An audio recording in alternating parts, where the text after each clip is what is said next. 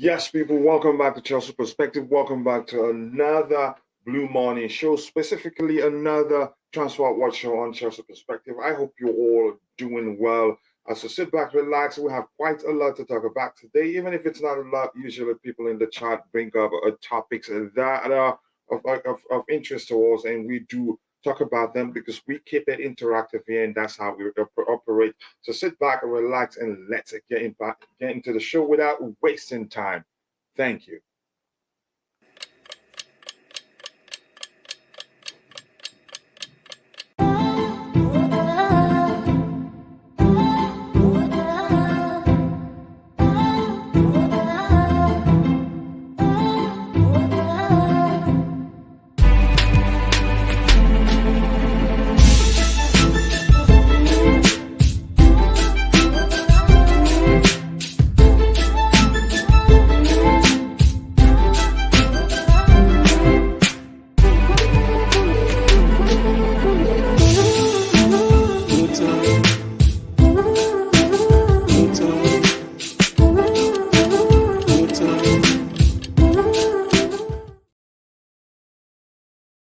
Yes, people, how are you all doing? I hope you're all doing well. I hope you're all eating blue, sleeping blue, waking up blue, and overall living the blue life. As for me, that's all I do. So let's get into it right away. A few stuff to get from the chart already. I got to do that as quickly as possible because now we don't have actually more at most a little bit, some few minutes, about 2 hours plus for the show today. It says, Coach, big up to you, to Brianni Rahayu, aka 343 Dilemma, aka Vival FC, and Contender FC. Always nice to see you. Know right there. Okay, I am sensing Rodrigo will be here today or tomorrow on the panel to talk about it. Yep, the panic bus driver is a thing, but I'm sensing at the same time that it's been quite a busy period for Rodrigo. I haven't seen him in a while. I did speak with him, and from my conversation, I understand he's been busy. And yeah, that's okay. Bills don't pay themselves, and the show is not an obligation, if that makes sense. Keep dropping the likes on the stream, people. Let's shoot for 200 likes today. We were close yesterday. We stopped at around, I think, 160 plus. We can make that happen. But maybe we don't have enough time to get to that number, but we can actually, if we really do want to. Keep dropping the likes on the stream, people. The likes to go along with. Do you believe that Chelsea is adequately equipping Pochettino with the resources and support to succeed, considering the potential departure of Mason Mount to Man United and the failed deal for Ugarte? Let me ask you this. Did you know of Ugarte? When did you get to start hearing the name Manuel Ugarte? If you're being truthful. Here's the thing, none of us knew nothing about him until a few weeks ago. There are better options. There are options, and I've always said I don't think we'll have the luxury of getting both Ugarte and Moises Caicedo.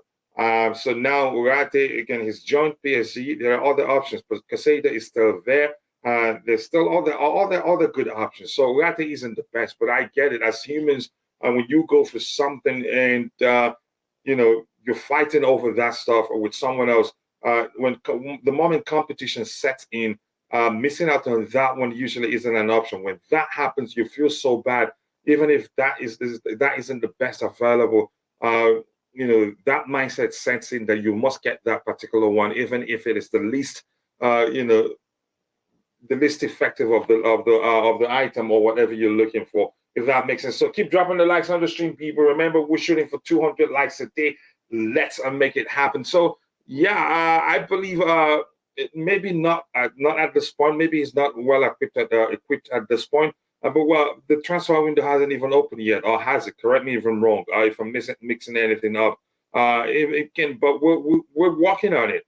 We don't know every player that we're talking with. That of Ugarte, you could say, became public because we started talking with him. So I'm sure they have should I call it contingent plans, or other players that that are on the list that they consider since now they start looking at since the Ugarte deal fell through, and they gave it everything. And I wouldn't want a situation where a club like PSG would bend us over. We should show, yeah, look, you have policy, we have policy too.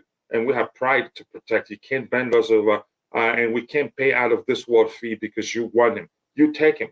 And in 2 years now, you start hearing stories linking PSG with FFP issues. If that has always been the case for them. But more importantly, keep dropping the likes on the stream, people, and also do subscribe to the channel if you haven't. The likes do go a long way. It's that time of the year, people. The successful Ugarte deal, unsuccessful Ugarte deal has prompted me to make a revision to my upcoming article. It is necessary, which was why when we had that conversation, you said when I'd like the article to be completed, and I said before we sign a midfielder. So yeah, but it's still there. It's not done yet. My upcoming article necessitating the removal of the section dedicated to Manuel Ugarte, which makes sense. But that's why, anyway, keep dropping the likes on the stream, people. The likes will go along. But big up my there, people. Thank God the brutes are from Uruguay. Is it Uruguay? Yeah, it's off. I know you didn't like him. I recall you didn't like him, but I liked him. But it's okay. It's not the end of the world. There are other options. Probably we'll start seeing names like Mendy if we are. But I'm sensing that we'll end up, even though he's not traditionally a DM, but he's well equipped to fulfill the DM role. Caicedo may well end up being the only midfield signing we're going to sign this window, as long as Eugene is happy. Yeah, he has his reasons for that. He's tried to explain, and he and I went again, had some back and forth. I explained that he's a better dribbler. I think he compared him to some other player, I don't recall. Maybe we should attack Vinicius Jr. because according to Yusel, is that Pedro Fiorentina Perez have a 300 million plan from Mbappe this summer, and you think they'd sell Vinicius Jr. to get Mbappe? I don't think that happens. But let's see what happens. Like they say, again, if you don't buy tickets, you're never going to win a lottery. Maybe we should give it a shot and find out what, just try our luck, and maybe it works out for us. We didn't know about Ugarte until about a week ago. We have to stop being overly attached to players and blaming the owners when we don't get them. Let him go to PSG. We cannot afford him. It's as simple as that, and it's someone's business. Again, Ugarte isn't the best DM in the market. He's just one of the best. Again, and he's still up and coming. If anything, if we can find an experienced DM, I'd say go for that player. Breaking news: Tottenham has reached an agreement with Postecoglou to appoint him as their next manager. They like experimenting, don't they? And they haven't learned anything from our mistakes. So good luck to them. Let's see. Big up, lads. Big up to you too. Seaman is a Cineman 254. Nice to see you here. Keep dropping the likes on the stream, people. And as usual, I want to take this opportunity to appeal to those of you that are watching, but for one reason or the other, are not able to participate in the chat. I just want to let you know, look, we appreciate you. You provide great value by watching alone. But if you can, just take half a second, drop a like on the stream to help us reach more people. Would really appreciate that. And I promise you, nobody will know when you do that. This says, who even knows if we get Caicedo? It's a tight one, and we'll get into that conversation in a bit. So don't worry.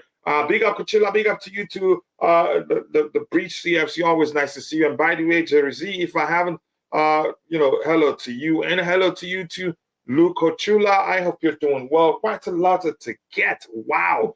Hello, everyone. Chip Chilo, Constantine Dante.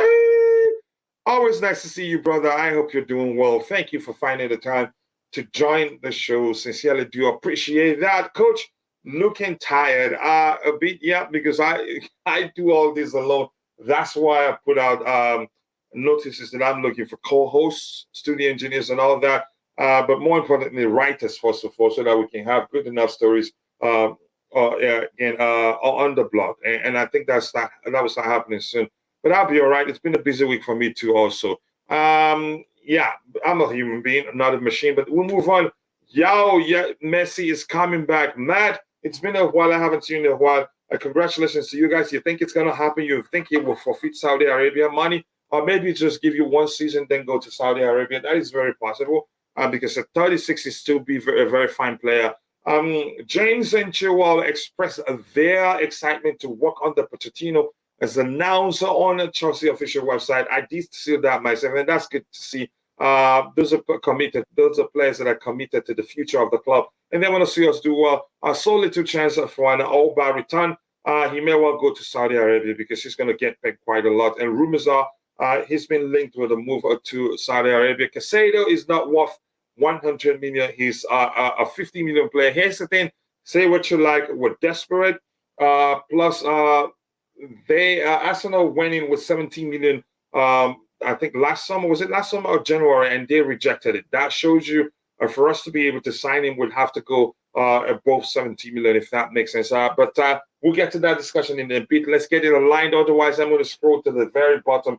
As much as I like to interact with you, again, going back and forth different topics can be exhausting. But yeah, we haven't started picking out the topics yet. So, but I'll try and get to the very bottom as soon as possible and move on. I am not mad about Ugarte, but PSG doubled his wage, so move on. That's the same for me. And in a few years, again, you start hearing PSG being linked with again with an issue with FFP. Glenn 10.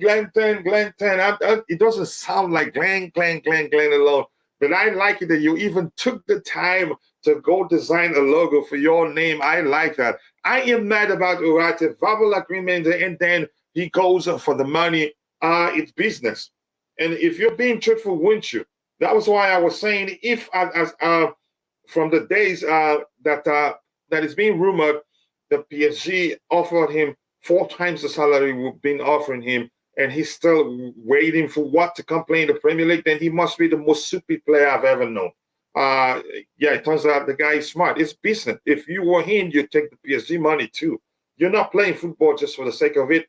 The moment you go beyond primary school, that's when you play football for fun. And maybe when you joined that, you could say that academy club side again in your area, that's when you play football just for fun. But the moment you become a professional, don't mix it up. It's about money.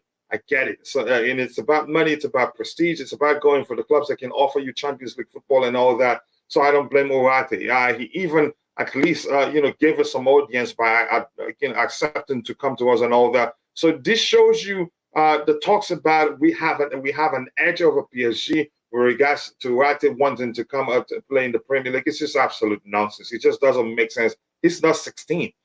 He has mouth to feed and understand it's all about money. Big up to you, Keshan, the New York guy. I hope you're doing well. Thank you so much for finding the time to join the show. Keep dropping the likes on the stream, people. We're shooting for 200 likes. We were close yesterday. Let's make it happen. And if you're a moderator, keep reminding people to keep dropping the likes on the stream. The likes do go a long way. And Briani Yahayu, he says, or the DM role can be given to David Luiz, Cucurella. Do you think he can do that? I haven't considered that actually, but I don't think we'd do that. I think Mauricio Pochettino will actually end up keeping Cucurella as one of the fullbacks we have at the squad. Good idea, right? I think a bit net that he's a bit too. What's the term I'm looking for? I'm not going to say exuberance. I think he's a bit too. Should I say? Let me just use that. Maybe that will make you understand what I'm trying to say. A bit too in a rush to be a DM. Sometimes you need to.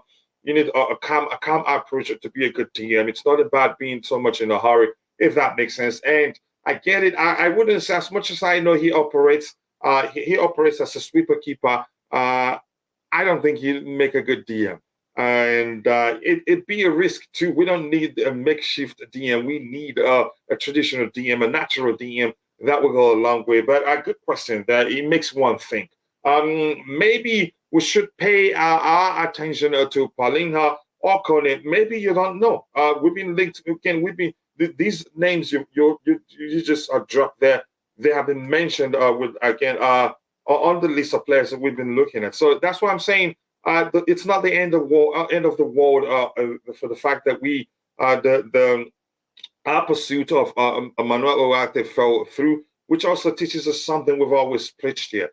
Don't always believe what you see. Just you could say dump them in a single bucket. Dissect and analyze.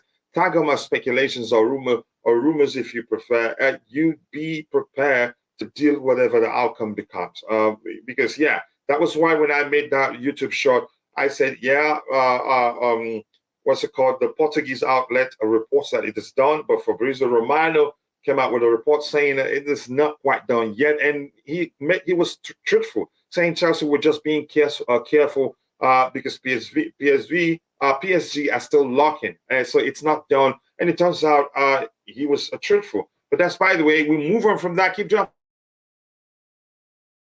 the likes on the stream. The Midfield says buying of Lavia shows no ambition. Lavia is still very too young for me too, and then I don't think I've watched him. He's actually more of an 8 than a DM, and we're looking for a traditional DM. I don't think Lavia will be able to fulfill that role for us effectively. I think we'll have lots of issues. And Glenton, okay, just saying hello to Glenton. And yes, people, if you're mentioning responding to what someone's comment, please mention their names. I hate a PSG with every fiber in my blood. To me, it's nothing personal. That's how I see it. Maybe because I've also been in the business world. It's nothing personal. Everybody wants something that favors them. And in this case, you can say, but that doubling his salary, you can say, was done out of spite. I don't think under normal circumstances, if it wasn't for how their pursuit of Hakim Ziyech went, I don't think they do that. I think they'd be cautious not to, not to you could say, cause a friction between them and Chelsea Football Club, because in the future they might need one of our players, and I still think that could still happen someday, which means we're not going to be willing to sell Hakim Ziyech to them, except if they pay the money we want, because yeah, money talks. But I won't go to the extent of hating them. It's business, and yeah. But I want to be rest assured, in a few years again, we'll start hearing about their name being linked with FFP issues, if that makes sense. So yeah, keep dropping the likes on the stream, people. 33 likes. Remember, we're shooting for 200 likes. Yes, but from 5 a.m. 5 million. Okay, from 5 million, so to speak, a season to 10 million a season, and in Paris, I cannot blame him. I can't. I'm saying that too. He'd be stupid not to take it. Is his future? You understand? He has mouth to feed. And the blue tip again. Big up to you, bro. Much love to you. I appreciate you for finding the time to join the show. And you're responding to Glenn, so I'm going to move on from that one. If you're responding to someone, please be sure to mention the person's name so I know. Would have loved Ugarte at Chelsea. I would have Felix Nyagaka. I would have, but I move on. It's as simple as that. I'm not going to dwell on it. Big up yourself, coach. Is Kante saying we might have a soft center again for the upcoming season? Here's the thing. I think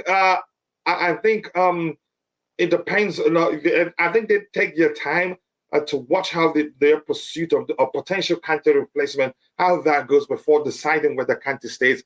And that brings to mind the term used to describe the term again used to describe why Kante hasn't signed a new contract, which reads something to the effect of Kante's contract negotiation has been put on standby.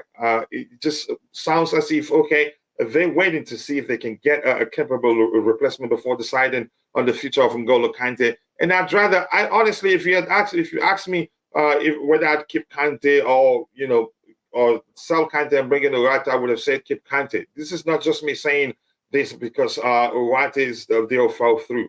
But if you have been, I would also say we can have them both, because Kante cannot play every game, if that makes sense. So we'll move on from that. Ugarte or Moises, who's coming? Ugarte, we pulled out of the deal. He's already a PSG player. Caicedo maybe, but we'll get into that topic in a bit. Keep dropping the likes on the stream, people, and also do subscribe to the channel if you haven't. The likes do go a long way. Please consider liking and subscribing to the channel, as your support can contribute to it a significant growth. In just a second or two, it doesn't take much. Just like this, you're done with it. So keep dropping the likes on the stream, people, and also do subscribe to the channel if you haven't. Coach, how do you feel about Ugarte? I'm fine. I've moved on, really. At first, I have to be honest, I was a bit in denial, thinking maybe it was going to happen, given how the case of Enzo Fernandez to Chelsea went. I think similar stuff. At one point, we thought Chelsea had pulled out and we're never going to go back in for him, and they went back in. But in this case, I think he's already joined PSG, so it's done. But I've moved on, really. It doesn't move me. It may well be a blessing in disguise. We end up getting somebody better. Just seeing the logo, yeah, he did that. Took the time to go design a logo for his name. Keep dropping the likes on the stream, people, and please, if you can, do share the stream on whatever social media platform where you have presence. Let's make it work. If we can get Lavia, maybe sign him for 3 or 2 years, because he's not the star player, but he has potential. Would be a good signing for Chelsea, but he's not one that helps us, that will help us sort out the issues we'll have. If anything, Lavia is more of a CM, an 8, however, but not the DM. I don't think he'd be able to fulfill the DM role for us, and that is just my opinion. And I've said hello to you. If a player chooses PSG, whose fans treat even Messi with boos and whistles, then we don't want that player. Yeah, I think you could say that. With Chelsea, and to me, I've moved on from him. And again, no love lost, really. Again, I don't hate him. I don't hate PSG. It's business. Who is the player behind the Kai in the picture? That's Romeo Lavia. We'll be linked with a move for him, but I'm not sure what we're going to do. Sylvester, okay, you say that. Nice to see you. Keep dropping the likes on the stream, people. The likes do go a long way. We're 37 likes. Remember, we are shooting for 200 likes, but we should be at 100 right now. So keep dropping the likes. Following live from Kenya and Joffat Muse. Joffat Muse, thank you so much.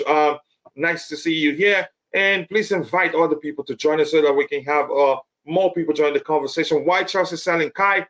Because probably Kai wants to leave, or maybe probably Kai isn't in Mauricio Pochettino's plans. It's as simple as that.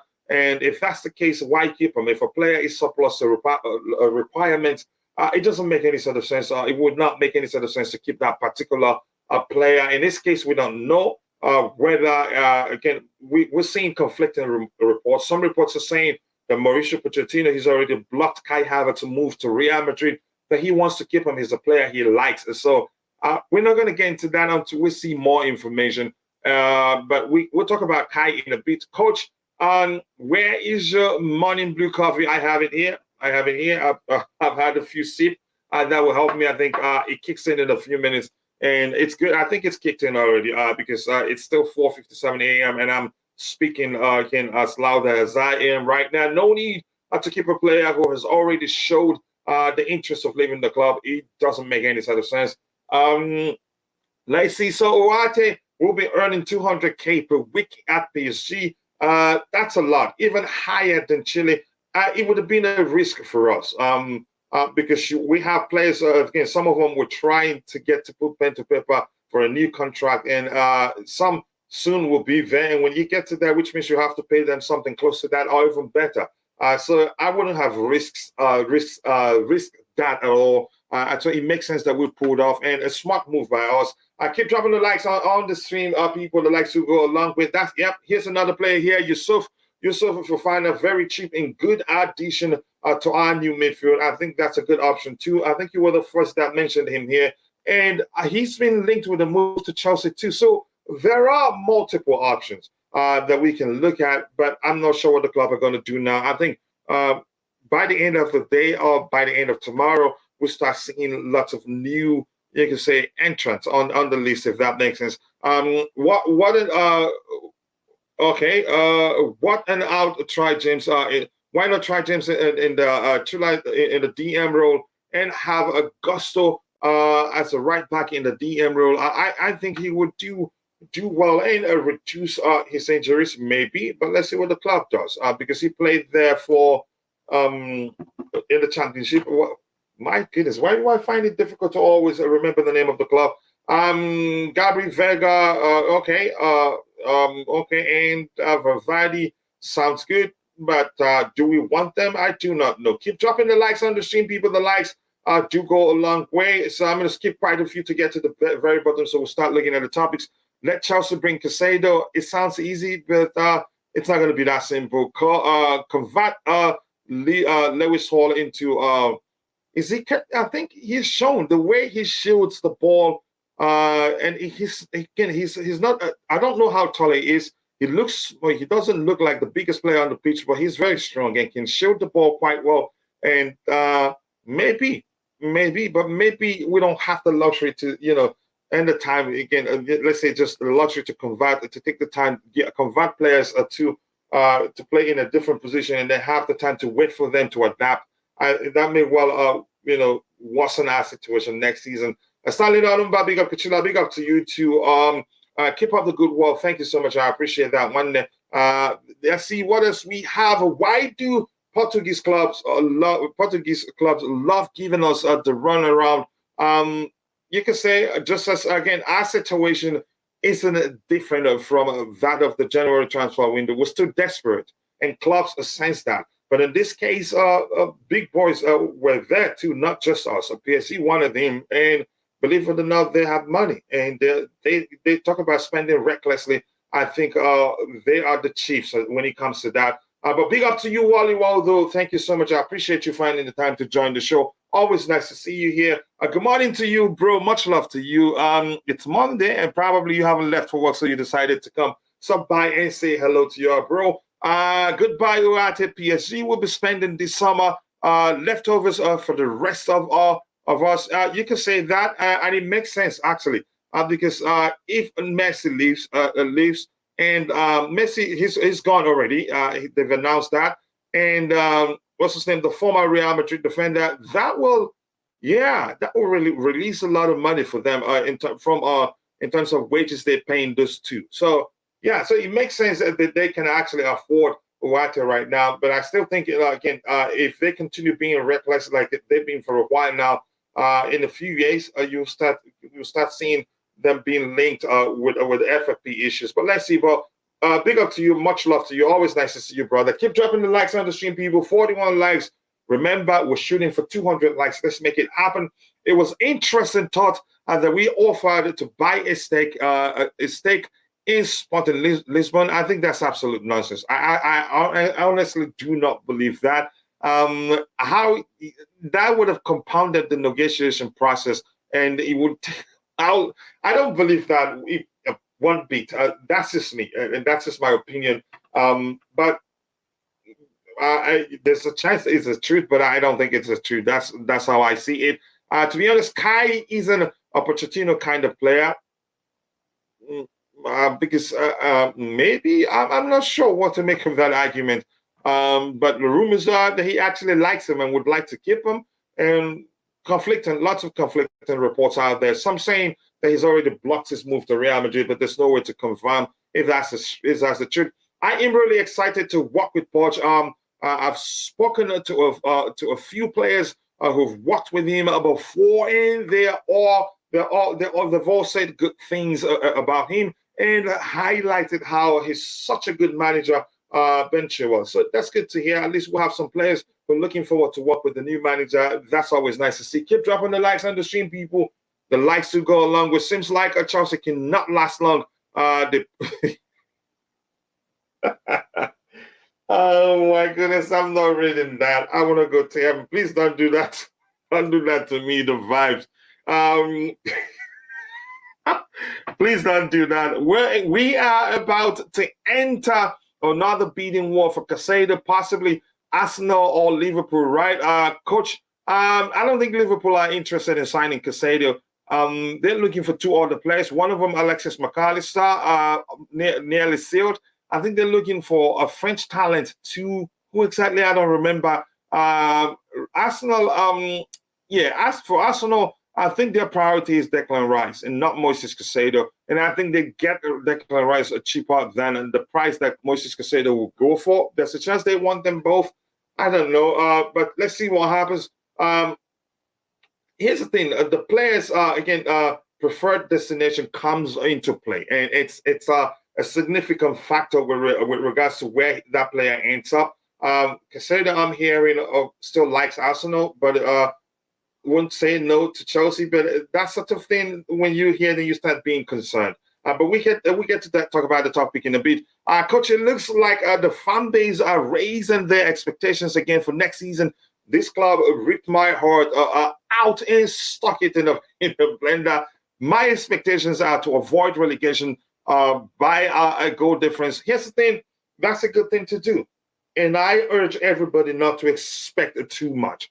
That way you be prepared. Whatever the outcome becomes, come the end of the 23-24 season, you be able to deal with it. You'll be able to say, yeah, I expected that. But I'm going to be honest, I don't, again, here's where I've constructed my own expectations. I don't want us, I don't expect us to win anything, but I expect us to do better than a lot of people expect we do. But before that can happen, we'd have to be very strategic in the market and not just throw money at players for the sake of it, but sign players who would help us achieve whatever we want to achieve. I want to know if Eden Hazard is coming back to Chelsea. Asked that Kojo. I haven't heard anything with regards to that. I know lots of Chelsea fans want him back, but reports are the club are not considering that. But never say never. They may well turn around and say, you know what, let's bring him home. But do I think they can afford doing that? He's tested. Eden Hazard has tested big money. He earned he was one of the biggest earners, if not the biggest earner at Real Madrid.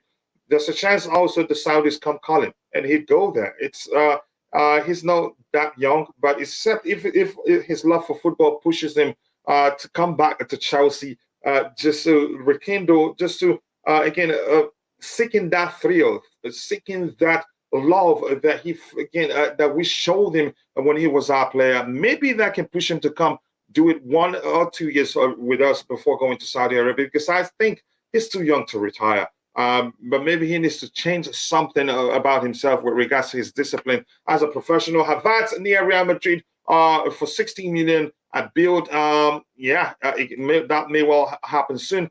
But let's keep going here. We will finish in the top four. Being pessimistic doesn't hold any weight. I wouldn't say pessimistic. People have every right to think that we're not going to do that well in the coming season. But we all see things from different lenses. As for me, I think we'll do better than a lot of people expect us to do. And that's how I've constructed my own expectations for next season. Collington, we're making the same mistakes as last year. Our scouting team need to stop looking for easy targets and do their job. Okay. But keep dropping the likes on the stream, people. 46 likes. Let's get it to 100 and soon. Hopefully, PSG isn't going to be this year's Barcelona and take our players this summer. I think we'll sign good players. Missing out on Ugarte may well be a blessing in disguise. As painful as painful as it is. Sorry, I can't talk this morning. Maybe I need to take a sip of my coffee. All right. If you look at these Tottenham era, okay, he's had a player like he's never had a player like Kai. I don't think people can compare him with Son. No, he's different because Son is completely Son is quicker. You can say more mobile. Yep, mobile maybe. But let me think.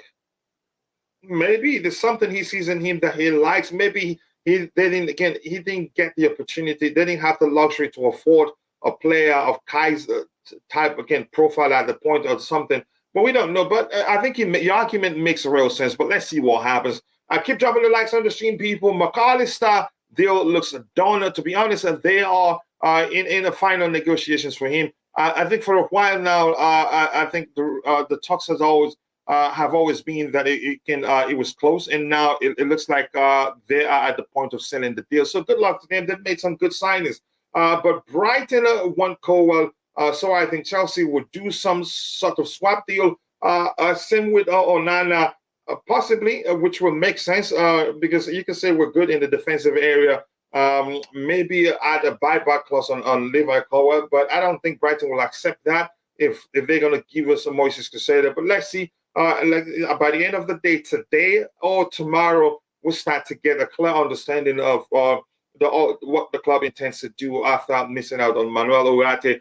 Good afternoon, panel. Thank you, coach. Thank you all once again, and congratulations to you. You were the winner of the past month's student giveaway, Stay in School project. So congratulations to you, and please do stay in school. Keep dropping the likes in again on the stream, people. The likes to go a long way. If West Ham United win the Conference League, Arsenal won't be able to afford Rice. If we buy Rice, we need to do it now. I don't think we're interested in signing Declan Rice. And do you think, since people have always been saying that Rice will come to Chelsea because of his mate Mason Mount, since his mate will be leaving for Manchester United, do you think he'll still come? I'd say no. So we may well start looking beyond Declan Rice again and start looking at other players that are available on the market, if that makes sense. But I get where you're coming from. I don't think we're interested in Rice. That's just me. That's just what I think. And I don't think Rice is actually Pochettino's type of player. Correct me if I'm wrong. When Pochettino had the Belgium international, the Dembele, what's his first name again? Is it Moussa? I think it's Moussa Dembele, spelled Mousa. He played him as a DM, or was it an 8? I don't remember. But I think Pochettino likes a more mobile 8. He doesn't like the stereotypical, some more mobile DMs. He doesn't like your stereotypical DMs, if that makes sense. I don't think Hazard would do well if he came back to Chelsea, honestly, but you never know. Until it happens, you never know. But right now, you just cannot tell. That's how I see it. Thank you, people. We're already at 51 likes. It looks like it's going to happen today again. We were just about 40 short of getting to 200 likes yesterday. We can make it happen today. Let's get it to 100 and shoot for 200. You people are absolute legends, and I appreciate that. But while you all do, nice to see you today. Looks like you're not at work. How much does Modric earn? Probably not up to 100K, we were told. But again, his salary is incentivized. How do you pronounce that again? Incentivized or something, which means, again, it depends on the performance and how well the team overall does. I think he has a good deal, but he's not. I think he's one of the lowest earners. I don't know. But you can find that on the internet, actually. But let's see what happens. Keep dropping the likes on the stream, people. Okay, let me know to start that saga. Please don't. Never mind. Yeah, don't. Why can't we try to initiate Brighton? Their scouting team are actually scouting for talents and not throwing money in, going into beating wars. Here's the thing. Brighton are not as Chelsea, as rich as Chelsea. So by traditionally, such teams are, you could say, they don't have the luxury to go for established talents like we're doing, like talents that all the teams have spent, let's say, not up to 10 million to buy, nurture them, give them game time. We don't have the luxury to do that, but they have the luxury and the patience to sign up and coming players, give them and start playing them constantly, and then help them get the experience they want and become. And then big teams like us, Manchester United, Manchester City, PSG, and all that, then will now see the player and say, wow, that's a talent. We want them. And then they'll say, give us 17 million, 18 million, and then so on. So we don't have the luxury to just scout players and sign them and give them the time and start playing them. We don't. Usually what we do, we sign players that are, that can join our academy, and some of them go out on loan because it's simple.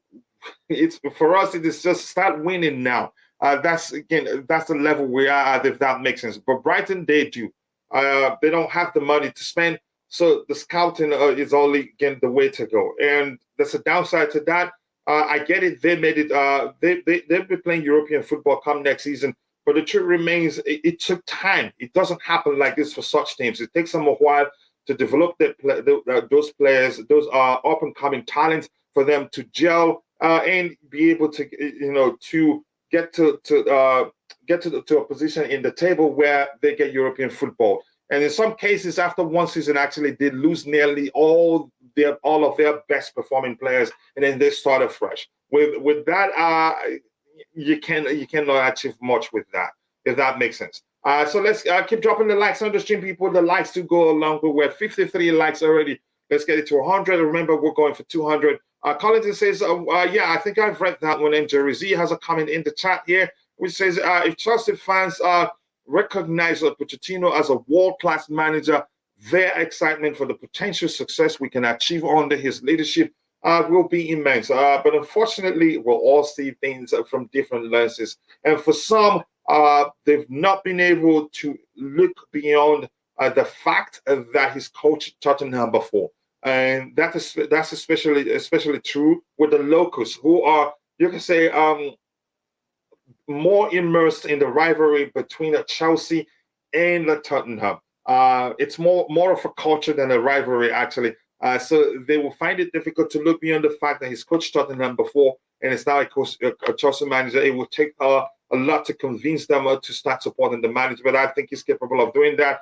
And I'll keep preaching this. We just have to be strategic in the market to be ready to compete on offer. And I think he's capable of doing that for us. However, those who remain subdued about his appointment will be proven wrong. I hope so. When the team performs to extraordinary heights, I think I believe you on that. Keep dropping the likes on the stream, people. Sign Messi, Rex. Here's the thing. It's not going to happen. He said that he goes to Saudi Arabia or he goes back to Barcelona. Either those two options. But I don't. We can't. We just cannot afford Messi right now. And Mark Cardozo Bamfordinho. Let's go for Ghana International. Who Salis of FC Lens. He's a machine. Honestly, I don't know him that well to present an argument as to why the club should go for him. And but maybe I will look at him and see if it's good enough. And not gonna lie, Andres Santos and Caicedo look amazing in the under 20. But that's a different level of football. Remember that. Maybe if the manager looks at them and feels like I think we can make do with them, and then we'll just be out there looking for a striker, but we're not sure what's going to happen. But those are just kids. The unknown, maybe. We haven't seen them play in the Premier League.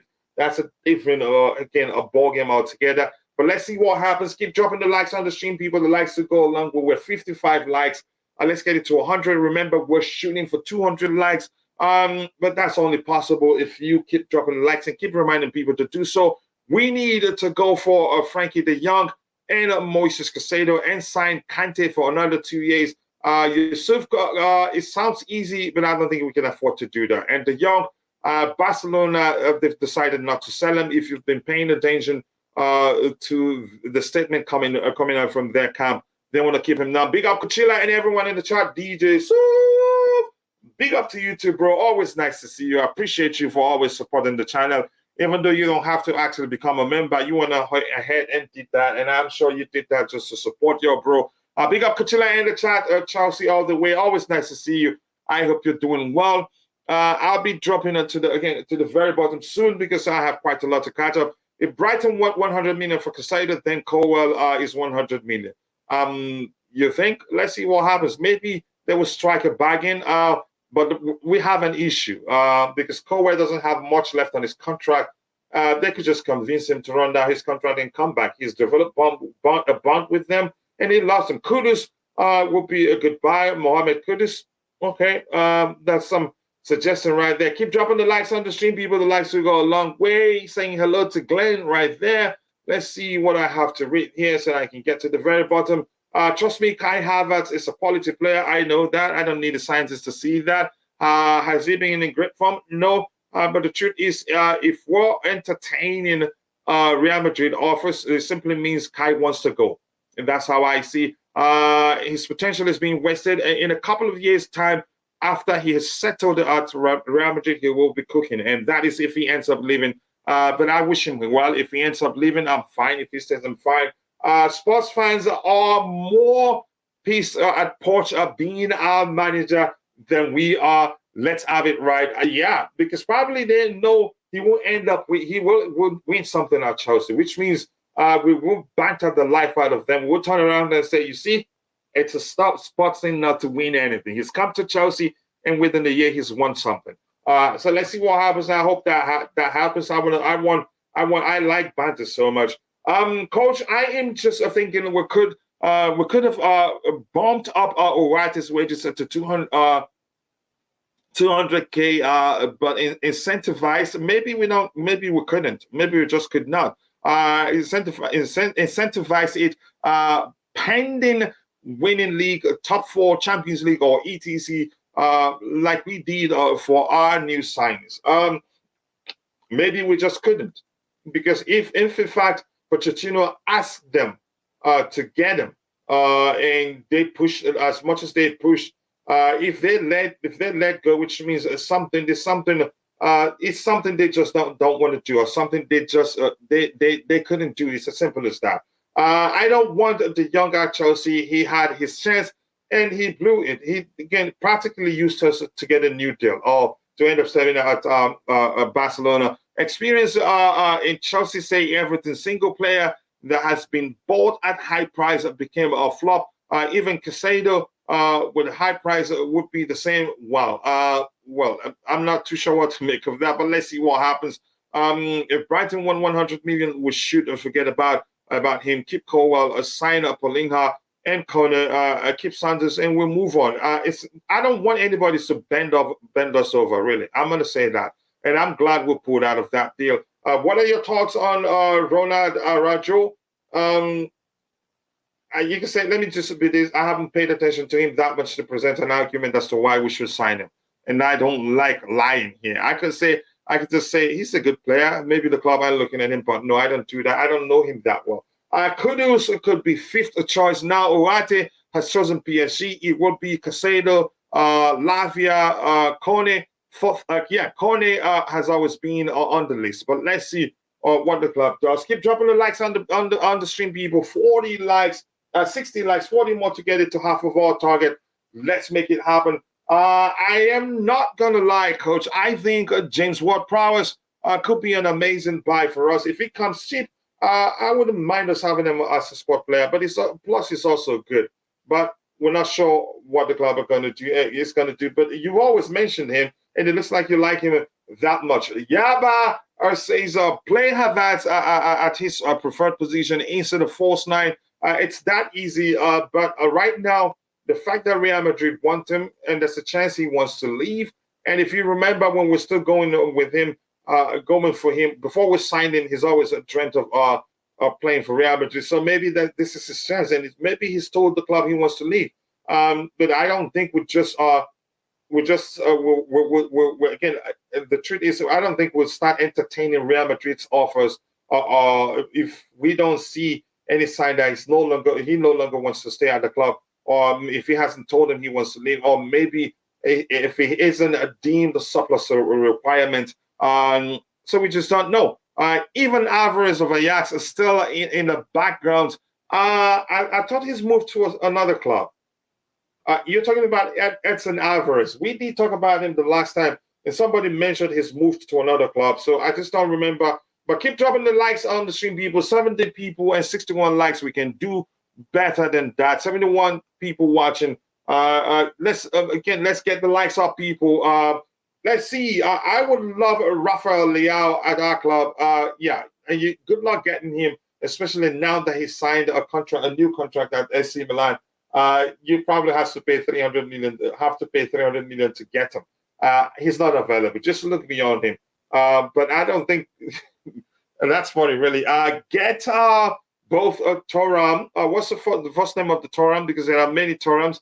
There's Marcus Thuram, the forward, who plays for Mönchengladbach. But once the season ends, I think he's a free agent. What's the first name? You're talking about Thuram, the DM. Okay, you're saying get them both. The Marcus Thuram doesn't want to come to Chelsea, if that makes sense. Ward-Prowse is really underrated, in my opinion. He's helped Southampton so many times, even saved them from relegation twice. And you think we need them in case we find ourselves in the relegation battle next season? I'm just kidding. Anyway, I think we'll be better off next season than we were this coming season. This past season, so to speak. Keep dropping the likes on the stream, people. Yep, Alvarez is he's off to Dortmund. Enes, thank you for saying that. Which means no chance. And I think he was actually interviewed if he regrets not joining Chelsea. And he said, no regrets. Look at where they are today. Yeah, Keep dropping the likes on the stream. Be with the likes to go a long way. 65 likes. We're shooting for 200 likes, so we ought to get it to 100 likes as soon as possible, which is the half of our aim for the day. Yep, Alvarez is off to Borussia Dortmund. He's a fine player. I liked him. Rumors are we actually promised him we were going to come back for him in January. We think maybe we didn't want him. Wait, I didn't fully believe Havertz to Madrid rumors. It's getting serious, but never believe anything until you see him holding the shirt of the club and then you get an official announcement. I've learned quite a lot myself to see not to believe everything I see out there. Rafael Leao and Nani Madueke would be a dangerous combo, but we cannot get Rafael Leao now, especially now that he signed a new contract with AC Milan. Keep dropping the likes on the stream, people. 66 likes. Let's get it to 100 and shoot for 200. Just checked Cucurella. Alvarez still an Ajax player. Okay. Maybe it hasn't been done. Okay. Thank you so much for confirming that, DJ. I appreciate that.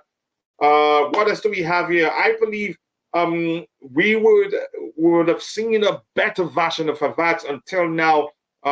Is it we would have seen? We would have seen a better version of Havertz until now, if only we had not forced him to play as false nine. I think he was he solved problems for us. When they have a traditional number 9, he was often deployed to play in that position. That hasn't helped, I agree. But we move on. After the World Cup, I don't rate Alvarez highly at all. Looks like he didn't like how he did for Mexico in that competition.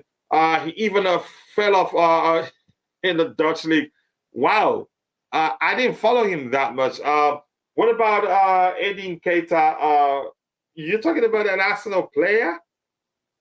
Is he a free agent or is he? Why do you think we'll be able to get him? I really want to know. I'm waiting for you. Keep dropping the likes on the stream, people. 66 likes. Let's get the likes up. The likes do go a long way. Let's get it to 100 as soon as possible. Remember, we're shooting for 200 likes, but we should be half that number right now, if that makes sense. If both Havertz and Mount are leaving, Chelsea should get Maddison. Not a bad shout at all. He has only 1 year left on his contract. It's possible to buy him for cheap. But let's see what happens. Firmino also, I'm seeing that, although he hasn't, Firmino not a bad shout, but I don't think he stays in the Premier League, so probably moves to somewhere else. Not a bad shout, I think, but let's see where he goes. Do I think he'd do well under Pochettino? No, so it probably won't work. So we have to move to one of the topics we have lined up to discuss for the day. Keep it coming, people. Please keep dropping the likes on the stream. 67 likes. Let's get it to 100 as soon as possible and shoot for 200 before we round up the show.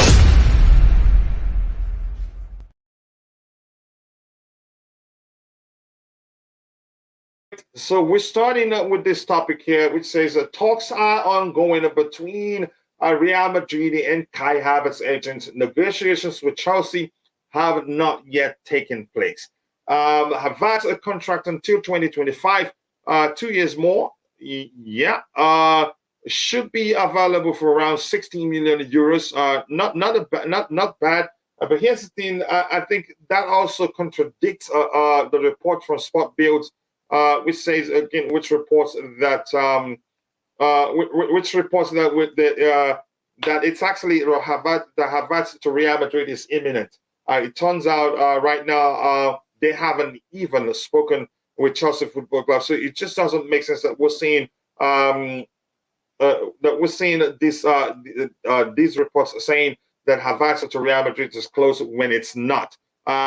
So they haven't spoken with Chelsea, so there's a chance also that the reports that suggest that Mauricio Pochettino wants to keep him, that he likes him, and that he's blocked Havertz move to Real Madrid. There's a chance that's end up being the case, but we just don't know. But we'll find out in a few days. Keep dropping the likes on the stream, people, and also do subscribe to the channel if you haven't. The likes do go along with 70 likes, 30 or more to 100, which will be half of our target for the day. Let's make it happen. Who will be our main left back? It's up to the manager to decide. Chilwell and Ben Chilwell and Marco Correa, they play differently. So, which means that the manager would have to look at both and decide who starts over the other, or maybe like them both and decide to rotate them because they're not machines, they're humans after all, if that makes sense. Keep dropping the likes on the stream, people. The likes do go a long way. Let's see what else we have here, Coach. I'm right in. Am I right in saying you wouldn't be attending the Havertz leaving party stream on Carefree Lewis G channel? I won't. Here's the thing. As much as I've said before, if he leaves, fine. If he stays, I'm fine by it. It doesn't matter to me. If he leaves, which means the club finds him, deems in surplus to the requirement. If he stays, which means the manager believes there's something in him and he likes him. That's how I see it. But I'm not attending. No, I will not. Other coach, care to share the link? So DJ and I wish to join. Please, gracious. I think the plan is to drop you guys to the academy, not to train with the first team. If that makes sense. Why would anyone want to be on Carefree? Okay, I'm not gonna read that. I don't. He's my friend. I don't want to sound like I'm dissing him. But that's by the way. Let's see what else we have here. Most of the fan base on Twitter want Havertz out. So they are doing their best to push the narrative. All right, Coach. I think it sounds like that. Since this is reporting that Real Madrid haven't actually spoken with Chelsea. So all we've been hearing are just all nonsense, made up stories and all that. But we'll see. If anything, there are lots of stories out there. Some are saying that Mauricio Pochettino wants to keep him, that he likes him. Some are saying, even Bild was reporting yesterday that Kai Havertz to Real Madrid is imminent. Why is that the case? I don't know. Maybe because maybe we're willing to listen to their offer as reported initially. Maybe just because we were busy focusing on signing Ugarte that we didn't have the time to speak with them. Maybe at the end of the today and tomorrow, we'll find out whether that's ever going to happen. Good morning, Coach. Please, which player said he does not regret turning us down? Edson Alvarez. Well, again, ended it with saying, look at where they are today. But that's not. I wouldn't make anything out of that. But that's, by the way, big up, Cucurella. Big up to you too. I hope you're doing well. We're not going to start with let's move on to. Let's talk about Manuel Ugarte to PSG. Let's start with that. Then we'll go back to the Kai Havertz discussion later. Manuel Ugarte to PSG. Here we go. Understand that the player is already in Paris, a set of a medical. He will sign the contract today. PSG. PSG will pay 16 million to Sporting. Chelsea left the race 12 hours ago, and Ugarte will join PSG as Campos closed the negotiations. So to speak. To me, I've moved on really, because I didn't trust the reports. It was everywhere. I suspected that something like this would have happened. But DJ, your thoughts on that particular report? Yeah, big up Cucurella, big up Roger, big up everyone in the chat as well. Hope everyone's okay today. Hola. Hola. ¿Cómo estás? Yeah. Listen. Obviously, like I said on your stream yesterday, Cucurella, nothing's for real until obviously the player signs, and we all knew that even though Chelsea had a deal in place for Ugarte, I think what it was is I think Chelsea offered 70,000 from my understanding, and a deal was agreed on that. Overnight after that, PSG came in and said, "Okay, we'll give you 120,000 a week." So he ran straight to PSG. So yeah, it's what it is at the end of the day. I said it already. We're gonna have a lot of this season, bro, because obviously of our situation. But we will get the plays in. I'm obviously gutted that he's gone there because he's a good up and coming player. I think he'd have done well in that midfield. I think he'd have actually done, him and Enzo in that midfield have done very well. In that midfield, but it's what it is at the end of the day. We move on to Caicedo. My only worry about Caicedo now is that Arsenal want him because he's playing Champions League. Let's not give it away. We get to Caicedo. Do you think PSG they did what it did out of spite? Wouldn't surprise me, mate. We all know what happened with the Ziyech situation, didn't we, Cucurella, in January? Where that all went, and they were always going to up their bid for him because listen, both clubs are after him, and we put down whatever the club thought he was worth. I'm also understanding that Chelsea are also going to buy a stake in. Well, we're going to also buy a stake in Sporting Lisbon as well. So as well as getting him on the deal, was also getting a stake in Sporting Lisbon as well. But Do both you things really are not believe that? That would have compounded the do you know what, bro? negotiations. Do you know That's what? a big club. It was Yeah. a big club, bro. But it was tweeting around. But I know it was by not just one journalist. There were like known journalists that were saying it. So I don't think there must have been something in it. That's all I can say on that. It might have been something in it, maybe not 100%, but it must have been something in it. But anyway, going back to Ugarte, I'm obviously gutted, but hey, it's what it is, and we move. I think, well, okay, I get your argument, but to me, I didn't believe that story that we're actually trying to factor in again, buying a stake of their club. It just doesn't make sense. It will compound the whole negotiation process, but I get it. We're at that point where people just put out what they deem right out there. And please, let's what they know will suck up to maybe. Let's keep the topics aligned. As much as I like to interact with you, it can be exhausting to be going from one topic to the other. I like Leroy. Do I think Bayern will sell him? No. I was hoping Roger would come on my name is Inigo Roger Montoya. You signed my player. Prepare to go. Big up to you all. Keep dropping the likes on the stream, people. Coach, it would just be plain and rude not to attend, especially as all stands are welcome. Even Koulibaly stands. Yeah, that's you having a dig at me. I'm not a free agent, and Lewis has never invited me to his channel. If he does, then I will consider it, if that makes sense. We follow each other, and I respect him. He's a good host, and he knows what he's talking about. But I get it. Would I want to be on such matter? Maybe we'll see. Paulinho and Caicedo would be a solid get, but let's see what the club does. Roger, your thoughts on this situation? What do you make of it? Hello, gentlemen. Pleasure as always. Hey, Roger. Thanks, sir. Honestly, you, Roger. I'm a bit thank you. I hope everyone's well, especially a good chap there. How are you, everyone? Bobby, I hope you're doing well, sir. Listen, Ugarte's kind of, I'm surprised. I would have assumed it would have been announced. Actually, I'm surprised that I'm surprised. It's a little bit, it's such a repeatism here that we're going through again. It's they entice you up to the garden path and then slam the front door, don't they?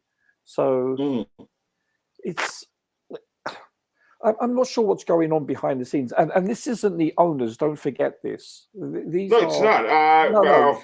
Surprisingly, I haven't seen. Although some people are bashing them on Twitter, but this isn't on them, I'm not for us bending over for anybody. But go ahead.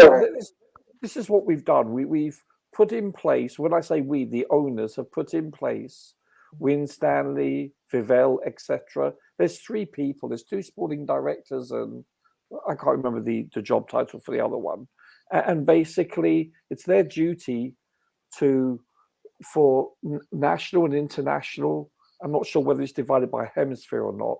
To either, for the squad to either add or reduce the squad for deals that is deemed appropriate for this organization.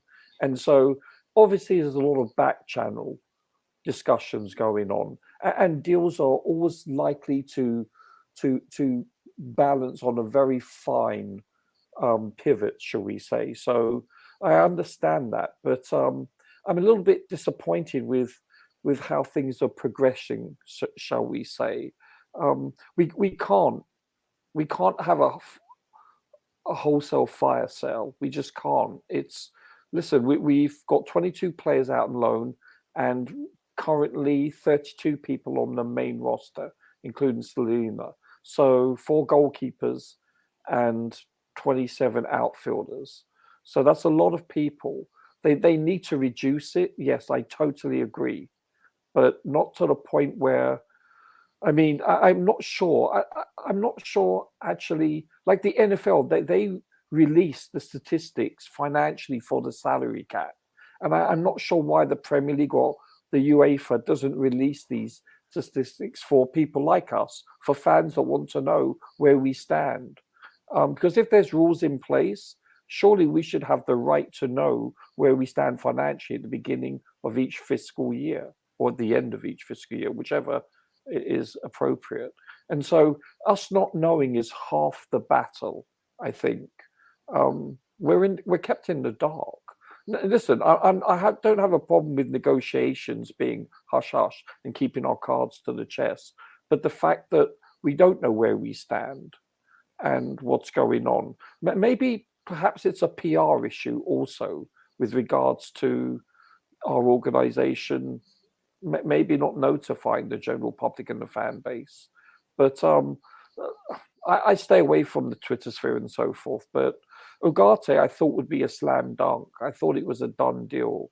It doesn't. At least we're meant to believe that was going to be the case. But at the same time, if we paid attention, the reports were conflicting. I think it would have been easy to realize that there's a chance it still won't happen, because Fabrizio Romano clearly stated that Chelsea are being careful because they were well aware that PSG are still locking. But go ahead. I have no problem with us doing our due diligence and being careful. And listen, I don't mean to sound negative in this, but you can say that we spend a lot of golf balls the last two windows. We spent a lot of money, gentlemen, and perhaps we need to, and it's probably based on the assumption that we would have made top four for at least Champions League or at least Europe, no matter what stage, Europa or whatever. And probably this has hit us a bit in conjunction with shirt deals going through. I know the sleeve deal and the shirt deal, they've both expired or have been negated. So they need to go ahead. Listen, you can still be successful. Look at Man U. Man U has a huge fan base and a huge market. They're a giant of a financial institution in football terms. And so I think the owners need to work on that. That's part of their forte. And I think because of us not being in Europe currently, they need to create a form of revenue via marketing. And I think that's essential for Chelsea to be successful. I mean, Man U have spent over the last decade an exorbitant amount of money, and yet half the time they haven't been in the Champions League. So I think we need to look at that avenue also, because we are a big enough team.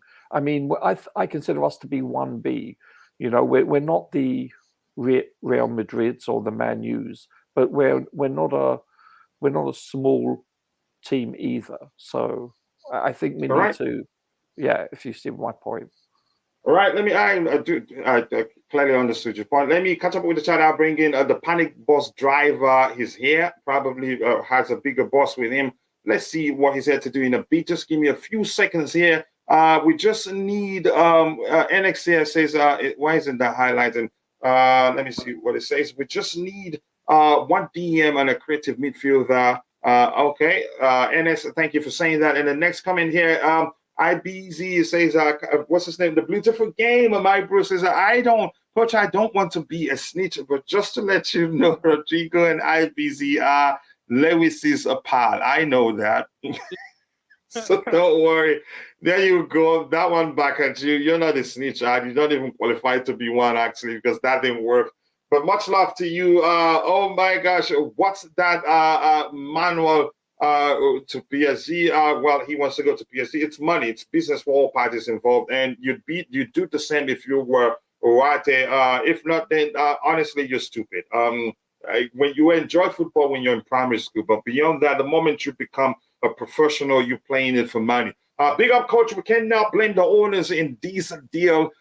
It's clear PSG offer too much. We tried our best, and I'm not for us bending over. Maybe a lot of people will think otherwise, but I don't think we should have gone to the extent of trying to beat them or something. Let's see. Keep dropping the likes on the stream, people. The likes to go a long way.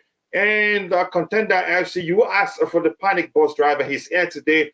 Well, look at that. A host of panelists. Yeah, and Rodrigo, he always likes to come with the panic boss to pick up people here. And he's welcome to do that. Big up Rodrigo and IBZ. By the way, big up to you too. IBC, always nice to see you. I see Chelsea going back for Alvarez, the Ajax player. Mark my word, rumors are that he's on the verge of joining Dortmund. I'll have to research that myself. But I'm going straight. Keep dropping the likes on the screen, people. 76 likes. We're shooting for 200 likes. We stopped at 160 yesterday. We can make it happen today, but we don't have too much time. Let me just go to Rodrigo. Your thoughts on the situation? What do you make of it? Oh, where do we begin? It looks like Paul Stanley and Martin Lawrence. Oh, Martin Lawrence. What's the other guy's name? Forgot his name. He's like they need mommy and daddy to close deals. These two people ever closed a single deal without Bowley and Iqbali stepping in. Oh, so they fumbled this. Initially, they went in with a very low.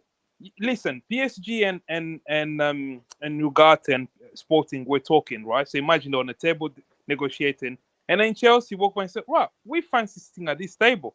You sat at the table. Your initial offer is what? 30K a week. Come on. Oh, fair enough. Negotiation tactic. You don't go in with at least come in with a realistic offer. And then obviously that was laughed at. And then they came back and give 70K a week. At that point, I felt like it was a little too late because obviously PSG would just come and blow out the water. It's a position you need. Roger mentioned about having 22 players on loan, 32 players. Of all the players, we don't have a defensive midfielder. Leash, we have 60 odd players. None of them can play as a DM. That is crazy. And this is a position that I feel like we could have gone in and said, right, let's back the manager. Because if you look at reports again, Ugarte was on top of our list. We were linked heavily to Lavia, Caicedo. As soon as Poch was announced, Poch identified this guy as his top priority. And if we want to back the manager, and he's a top priority, then maybe going with an offer. I think another issue is the agent, because obviously we're dealing with Mendes. It's a Mendes client. And then obviously we didn't take one of his clients, João Felix. Maybe he's thinking, I'm not gonna convince my agent, my player to go there. So I think we should have gone in with a convincing offer from the offset and try to close the deal as early as possible. We left ourselves vulnerable by going in with 30K a week. 30K a week is good money. The guy is only on 15K, but seeing you sitting at the table with PSG, you know PSG will always gonna come in and offer a lot of money. Either you do that or you don't brief to the media. You don't run this PR to Fabrizio, to the other journalists that we're gonna get this guy. You keep quiet. You do your business behind the scenes, so no one knows what you're doing. Because we end up in a situation like this where we're missing out on a DM that we 100% need. This guy is, and then I'm hearing of Lavia. Lavia's 19 years old, so we're gonna run. He's not gonna even be able to fulfill the DM role. He's more of an 8. Whoa, this than guy he is a DM. Ugarte. No, I'm talking about Lavia. Oh yes, yes. Yeah, you're right. Yeah, you're right. Yeah. He's not gonna be like this guy is the defensive stat. They said they're going for stat. This guy defensively is unbelievable. Ugarte. He would have been the perfect partner for Enzo. I've watched him a few times for Sporting. He's not your basic type of DM. He has everything in him. He has because obviously they're playing the back three. Sometimes he goes forward, but he reminds me of he's like a younger Palhinha. That's because he replaced Palhinha in that team, and he has his interception, his tackling. I felt like this was the perfect deal because then if we got him, I would have been more confident of getting Caicedo. Obviously, we're gonna get to that guy, but I would have been more confident moving forward to another player. Because right now we're putting all our eggs in one basket. And we're talking about, and the board apparently they want to restructure the wages, they want to reduce all of that. How are you gonna do that so you finished 12th, yeah? We're on 44 point whatever it was. Your reputation around Europe is that the club is a mess. So you don't have Champions League. The only thing that attract players to our club now, foreign players, will be I want to play in the Premier League, and the next thing is pay them the money. So we're gonna be forced to pay the players money that would attract them here. Otherwise, we're gonna end up with B list midfielders. We're gonna end up with these guys said all these people. We're gonna end up with players of lesser skills, and then this is how you end up becoming a mid-table, because you have to compromise on one thing. You have to pay the top dollar if you want to attract the top talent, because you mess up the season. We way far. Look, we have a bad reputation around Europe now. Like, the club's a mess. The season we've just had. Imagine what kind of top class player will want to come here. We have to pay them. So if it means for Ugarte, maybe we went to 110, 120. Here's what it is. We have to get a player of this quality in. Yeah, I think the fact that we don't have Champions League football doesn't help. I get it. People still argue we'll have draw, but it depends on the player you're talking about. It's a different. The problem is different. Like back we had Roman, but this is complete new, because it's been a mess. It's like the PR going around. We have really bad PR now. Todd Boehly, it doesn't look. If you take your Chelsea glasses off here, just look at this club. A club that spent 600 million, struggling, change of managers, no clear path. Obviously, for us, we know our club. But people that from outside, they just look at it and say, "This is a mess. I don't want to go there." So how you entice them is you just have to pay them. You have to put the money on the table. And if at the same time you go in for this strict wage structure, then you're gonna leave the consequence of it, which means you're gonna get B-rated players. You're not gonna get the world-class players. Forget the Rife, Caicedo, all these top-class players. You're gonna go out there and attract just young players again, and then that again is like a circle, isn't it? It makes you catching up with the other teams harder.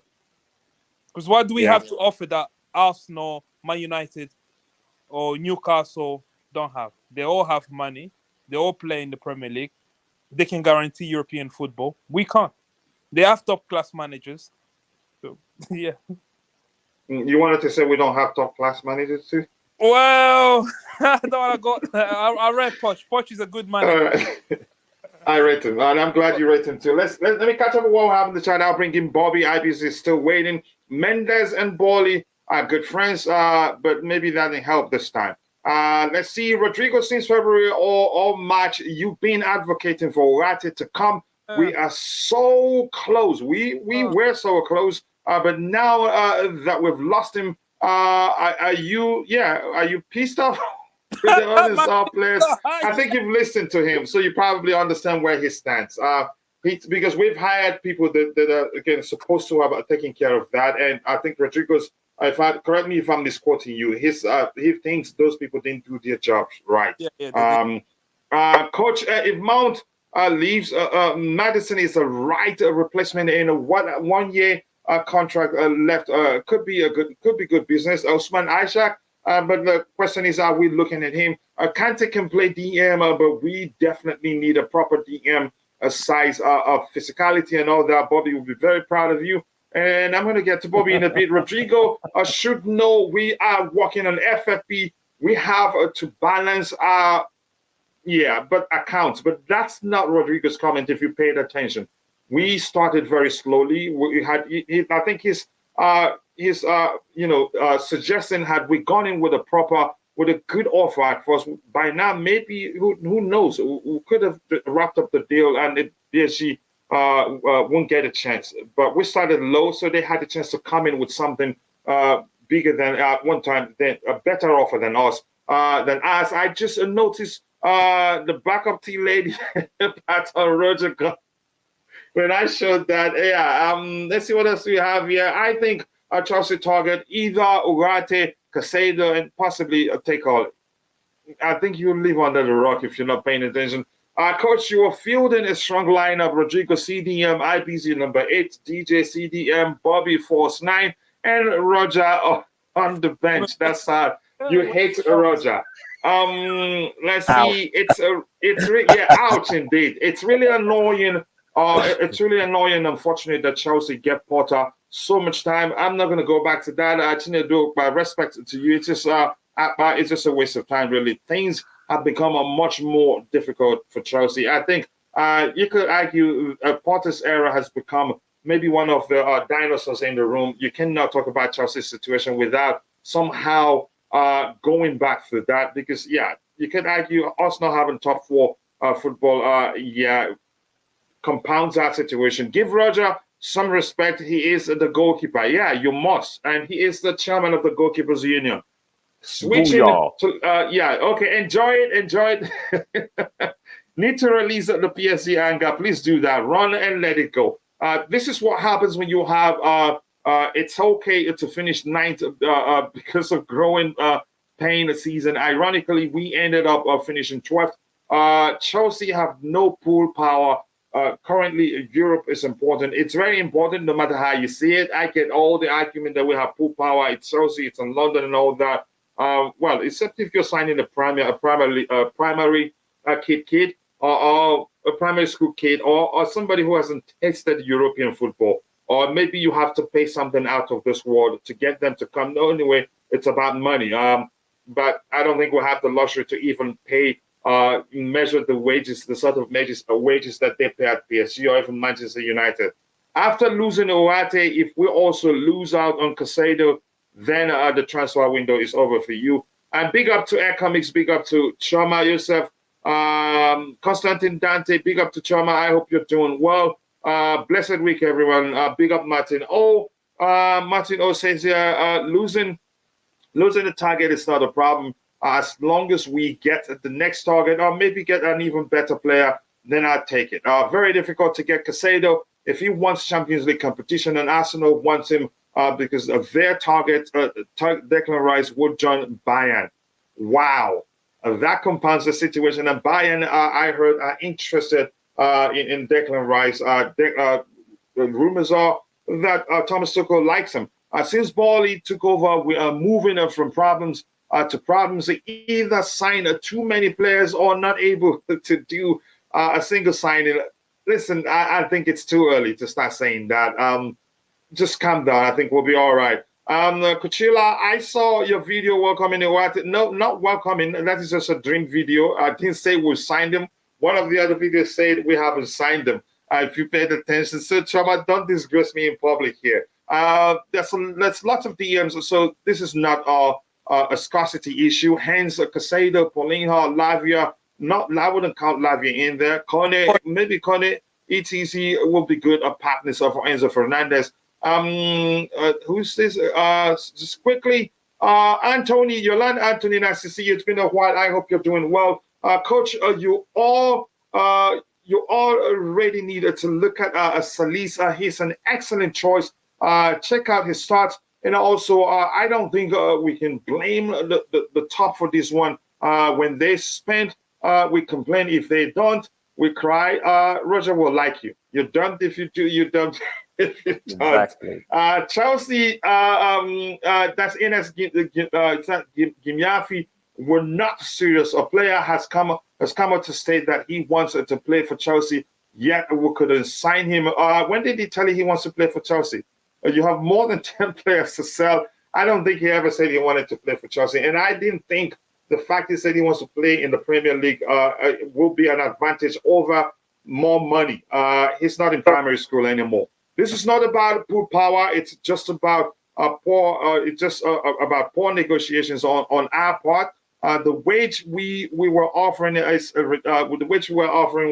it's ridiculous considering we have no Champions League football, which means it doesn't help us. Bayern have Kimmich and how do you pronounce that? The other name. They do not need to spend 90 million for Rice. This is clear. Joshua Kimmich, isn't he?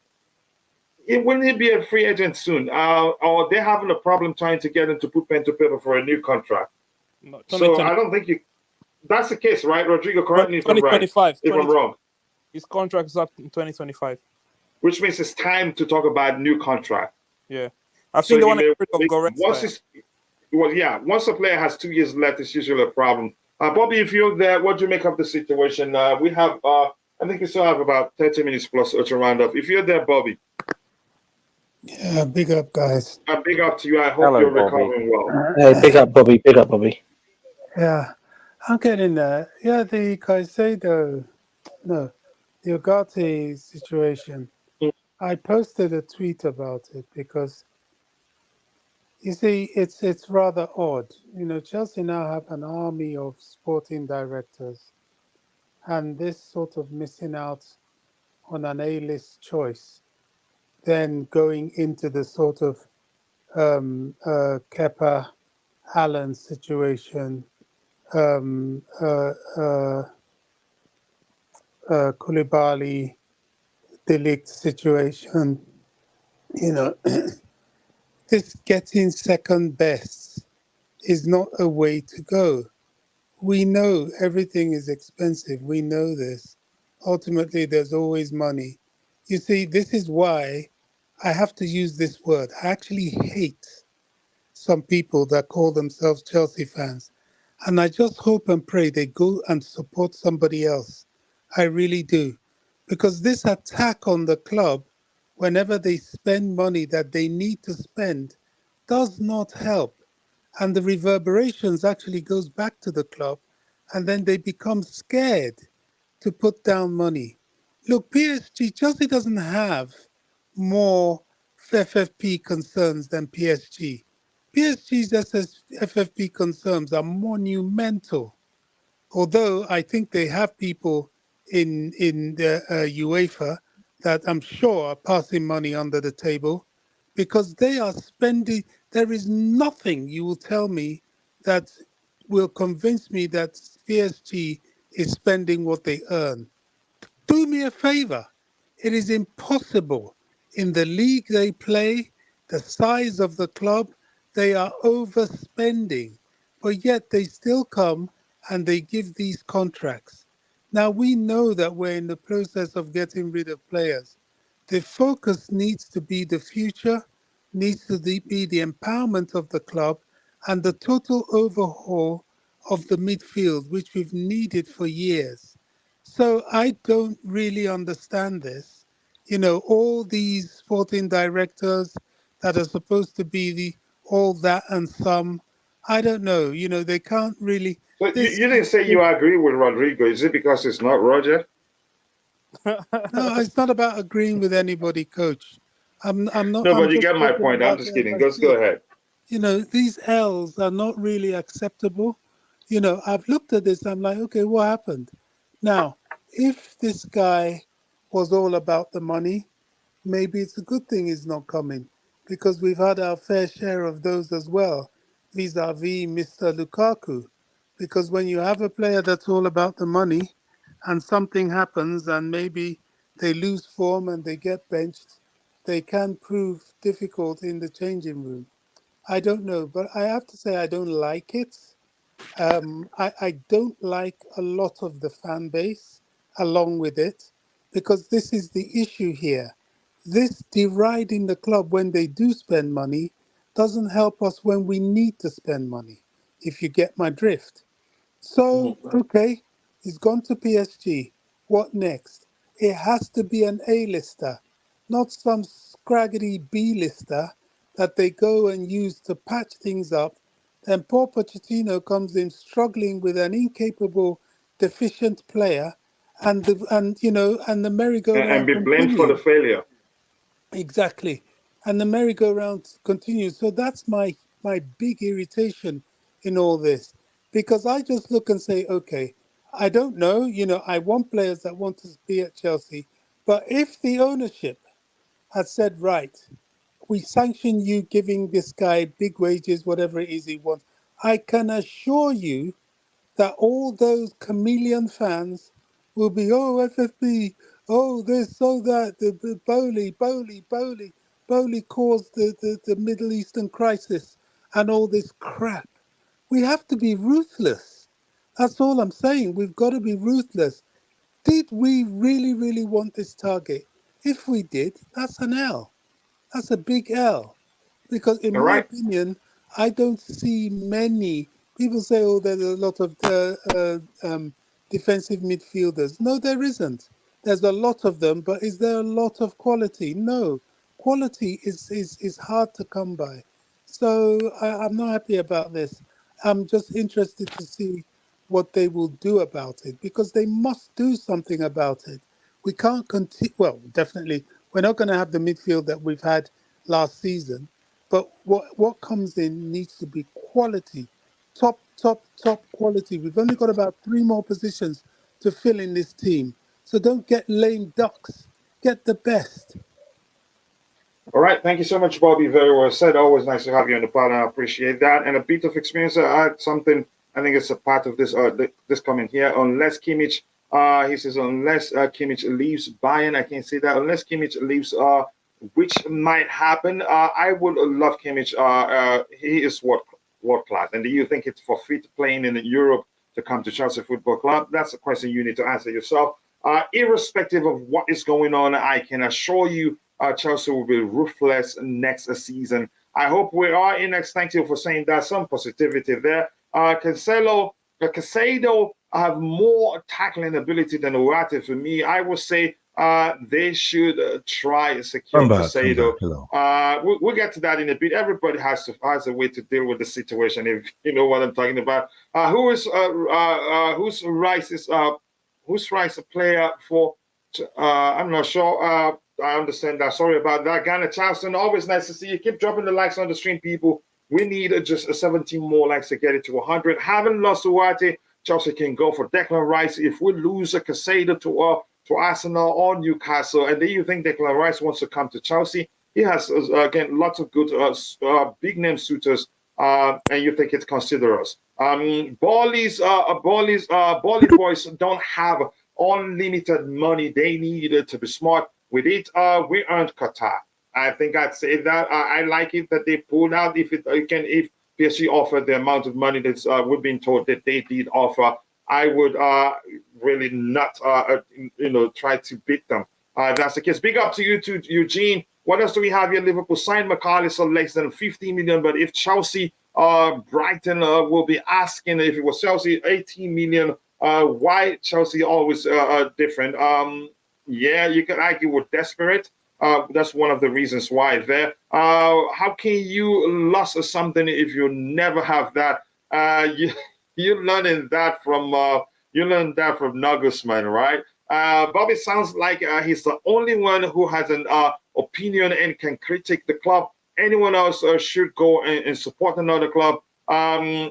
Listen, you're entitled to your opinion. Just present your argument there, and Bobby is entitled to his. And I don't want to see a back and forth happen here. Igbali telling Sporting that we read that they wanted to buy a stake at the club. But how do we confirm that that's the truth? It's just all rumors at this point. Chinedu Yusuf says the funny part is Caicedo is even a much expensive target. Still trying to understand what all these thousands of Sporting directors are thinking. So you are in line with Bobby and Bobrigo. Caicedo seems mid, not worth what Brighton will ask for. Then you have to move on. I don't think they changed their mind. Arsenal went in with 17 million in January and they refused that. So which means you pay them something north of that to you could say to get Moises Caicedo. Plus, he signed a new contract. Maybe the length of the contract hasn't changed, but probably an enhanced contract because I think they were promising him that if he stayed, he'd get a better pay. Who is Ugarte replacing at PSG? Is he an upgrade or is he holding the bench? I'm not sure. They have so many midfielders at PSG. It's crazy. They have none right now, right? They have like 6 or 7 midfielders that they bought in the past 3 seasons. Is Paredes still there? Paredes is still there. They still have Vitinha. Wow. They still have the guy they signed from Napoli, Fabian Ruiz, I think. They still have Verratti, Danilo. They have so many midfielders. So I don't know. They don't even have. Apparently they will sack the manager, so they don't even have. Nagelsmann is the front runner, right? Yeah, this is why I agree with what Bobby was saying about with PSG. So basically they're spending all this money just to win League 1? Like seriously? So you telling me it's not nice, right?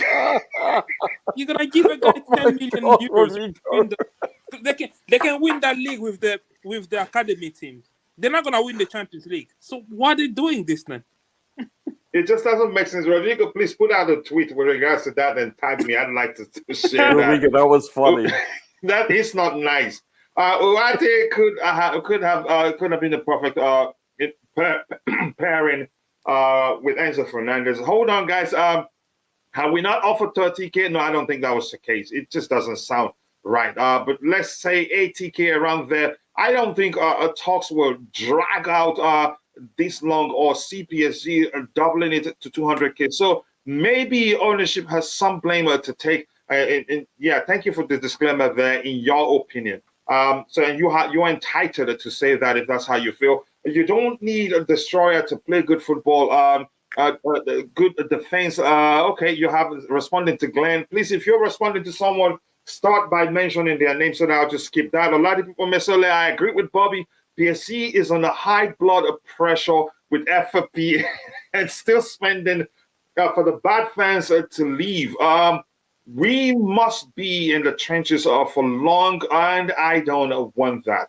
Unfortunately, the situation isn't pretty at all. It's concerning. Anything else to read here? I think I'll be scrolling to the very bottom soon. Giuseppe says it's obvious Chelsea want to consider players with Premier League experience.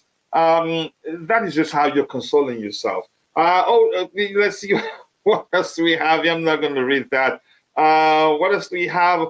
Ugarte to PSG, yeah, he's gone. And I know the next comment you will put there, Jim McLoba will be asking, are we ready for trophyless season? Ultimately, people need to calm and to stay calm and watch the transfer window saga. I'm coming to you in a bit, brother. Mr. Polito says, I fear that we will have to include Colwell for Caicedo. That may well be our only option.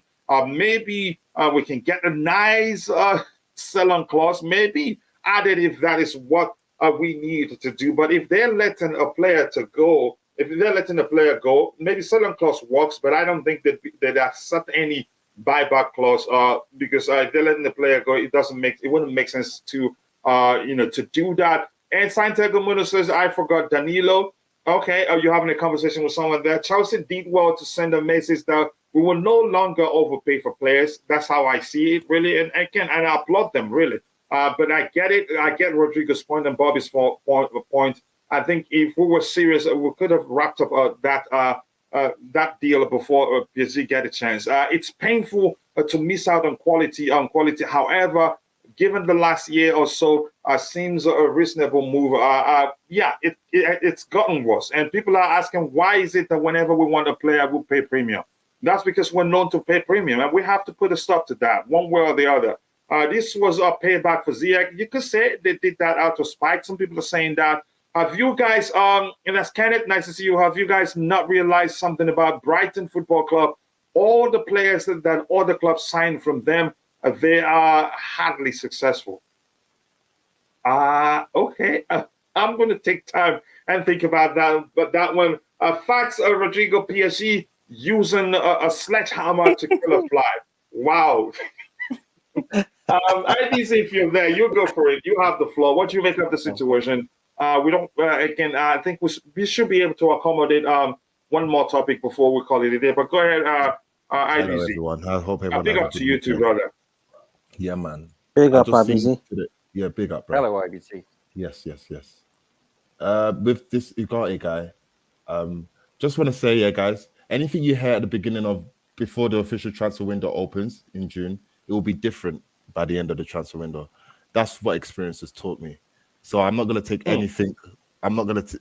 This Ugarte guy was, if according to what people were saying, he was a Chelsea player already, and all he needed to do was sign by July 1st. Turns out we're out of the race. So obviously people's perception of what it may be will be different to the end of the summer. I can almost guarantee it. I don't know what's going to happen. I don't know if we will get any of our targets or we'll probably get all of them. But I just know that it's not going to be what we think is now will definitely change as the weeks and months go past until we reach September.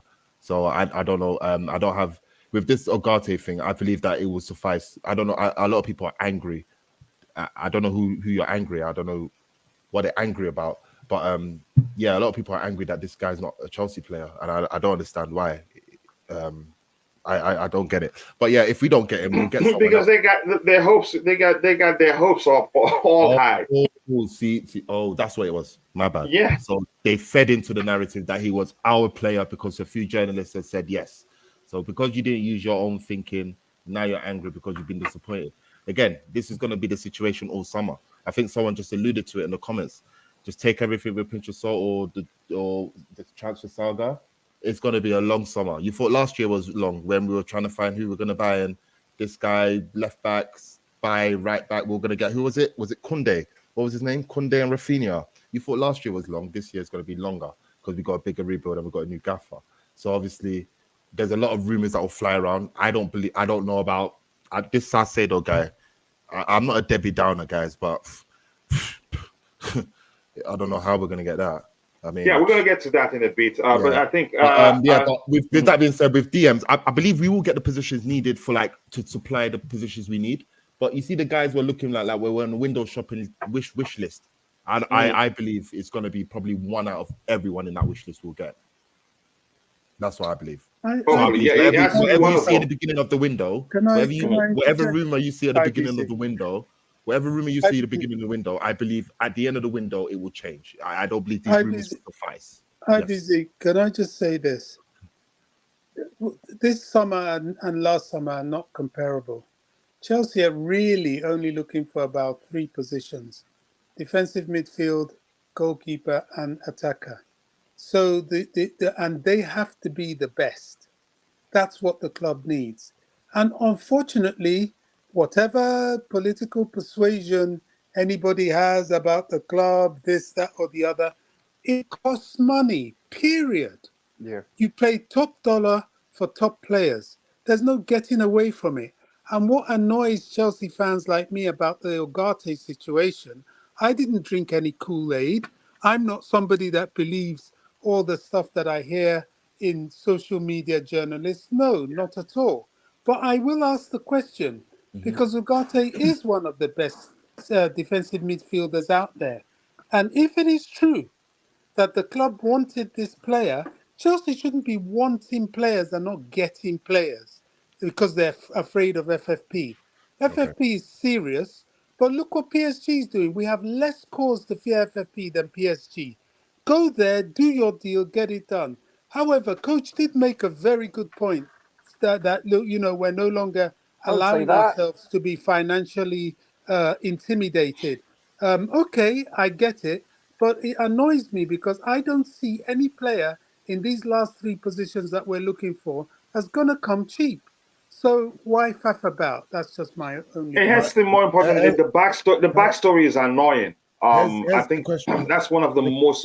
That's where the anger stems from. Go ahead. The thing I have about wish lists and this, when our fans, whenever there's someone that prizes into the 4 or is in the window, we all turn our attention to this guy as if to say this guy is the be all and end all and the best thing since sliced bread.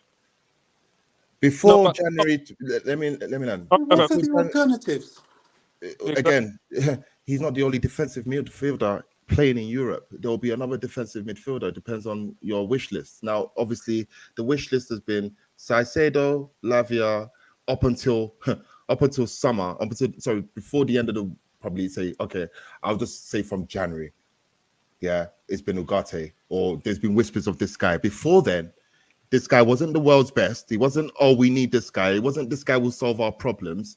It was Caicedo up until Caicedo's name was brushed under the carpet and signed a new deal, and Arsenal's pulled out, that another defensive midfielder comes into the play. This is my point that I'm trying to make. If Ugarte signs for PSG tomorrow, no one will say we've missed out on the best defensive midfielder on the list. It will be get the next guy on the tier list to get in here, whether it be Declan Rice. And that's why we have a list. So again, my point is that let's not settle for one.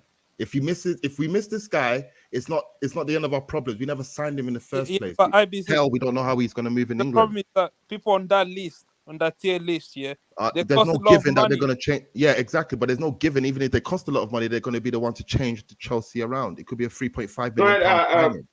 Yeah, that's my point. So my point is, I don't want us to hell bent over signings that we miss out on and look at it as the dark days, because we still have a long summer ahead and there's going to be plenty of available opportunities that suffice itself.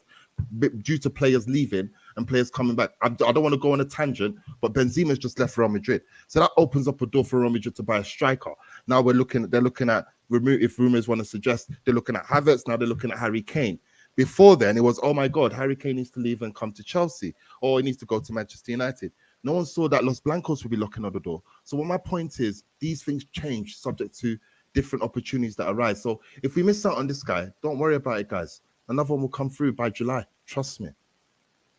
All right, Rodrigo, you were going to say something so we can move on from that particular topic. I was just going to say, because from reports, right, the club are having this strict wage structure, blah, blah, blah. So any top players that you're looking at, because we don't have Champions League, we coming out of one of the worst seasons. We have bad reputation of being a mess if you take your Chelsea glasses off from outside.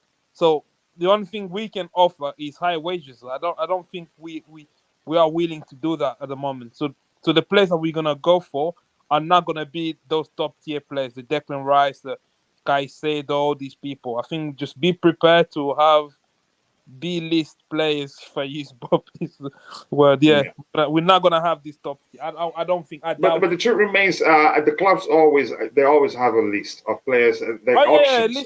Yeah. And prioritize them either based on the manager's, you could say, preference, or based on the possibility of signing them. I don't know. It's strange that Pochettino had. If you read the report, he wants to keep Mason Mount and he wants Ugarte. So already we failed them 0-2. So. Yeah, thank you so much. I'll come back so that we can address the next topic and call it a day. They still have Drexler, but Drexler doesn't play. Does he play in the midfield for them? No, he's on Drexler.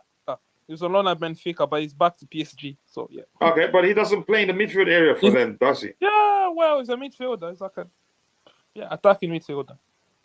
Yeah, not really the area where Ugarte will play for them. Yeah, how old is Julian Drexler? I don't know actually. Verratti is still at is leaving. No, he's not leaving. He just signed a new contract. Is that what you're saying, or you're saying his plan? I don't know. He just signed a new contract last year. Actually, they destroyed Drexler's career. They finished that boy. This is why it's very dangerous sometimes moving to these high finance clubs. You know, I see. In fact, I predict that for Kai Havertz. If Havertz dares at this point in his career go to Real Madrid, they'll finish him. They're going to bury his carear. These people don't care. Bobby, you're sounding as if you're not just happy. I think Bobby's saying this out of again the mindset that maybe Hazard has asked to leave. What if the club has looked at him and again he's deemed a surplus to requirement? And I wish him well. I get you're just not happy that it's happening. I get it. No, but the club wouldn't do that. They would if the manager deems him surplus to requirements. Why keep him? And as his contract winds down, the lesser you can get from selling him. So if Real Madrid really wants him now, and if Pochettino has looked at him and say, well, again, if anybody comes in, just listen to them. If they pay well, take it. Then why keep him? It's I get where you're coming from. I get your frustration. But if he's asked to leave, even at that, even if I hear that he's asked to leave, I wish him well. That's just that. No one knew Ugarte 3 months ago. This was not a payback of Ziyech or the club's of failure. We battled with PSG and they won. It's again, that's another way to see it. Sometimes it's as simple as Martin put it. Sometimes it's just as simple as business. We went in. I don't know the nothing personal for me, really. Yeah, exactly. It looks like we just. Yeah, I get it. Due to the frustration that has set in right now, people start, seeing it from different angles. Some say that the conspiracy. Some say it's just out of revenge. They did it out of because spite. The world's ending. The world's ending in 2024. So the world's against us. Yeah, let me catch up with the chat so we can move on to the next topic and round up. And Chelsea all the way says trust the process and structure people. But this has nothing to do with the process and structure. Coach Martin PSG, one annoying club. Tell me about it. Do I need scientists to see it? But I'm not going to let the fact that I don't like the fact that they got the second one over us actually, and let that cloud my judgment. No, I'll try the best I can to be as objective as objective as I can. Always. No, Enzo is out. Is that commander? Okay, register. It's going to be different next season with new coach and fresh start without some players. I hope that. Adam, I'm just going to get only one of your comments now. Just get Caicedo and Paulinho. It sounds easy instead of Ugarte. The Sporting coach himself said Paulinho was king in form. In form wouldn't be impossible to negotiate with. I told it, okay. Up front, Jonathan David and Jimenez and Mitrovic. Okay, those are your suggestions. Unfortunately, I'm going to scroll past quite a lot. Guys, it's true that Eden Hazard is coming back. Nope. Go check out. Maybe it's a dream. You just had a dream. You need to wake up from it. Nothing suggests he's coming back to Chelsea. Keep dropping the likes on the stream, people, and also do subscribe. 5 more likes to get it to 100. Let's make it happen.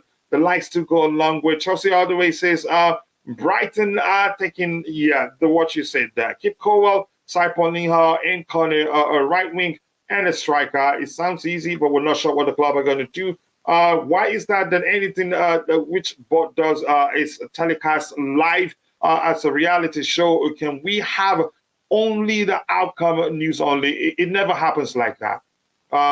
Even the selling club could have people within their ranks that will leak out news on what leak it to the public. This is what's going on, or even from the camp of the player. So you can't stop that from coming out. It has I don't think it's possible. Caicedo and Paulinho. Caicedo has always been my best option, but would have loved Ugarte, but it's not going to happen. I'm going to scroll to the very bottom. Let me see if there's anything else to get here. We're running out of time. So unfortunately, I cannot get everything you have in the chat. Biggie G, I see you. Much love to you. And all sports Ava, much love to you. Chevsky, much love to you. The fan base will continue to cry right up until next signing on the list has agreed terms. And it's apparently on its way to Chelsea. We move. That's life. That's what it takes to be a Chelsea fan, unfortunately.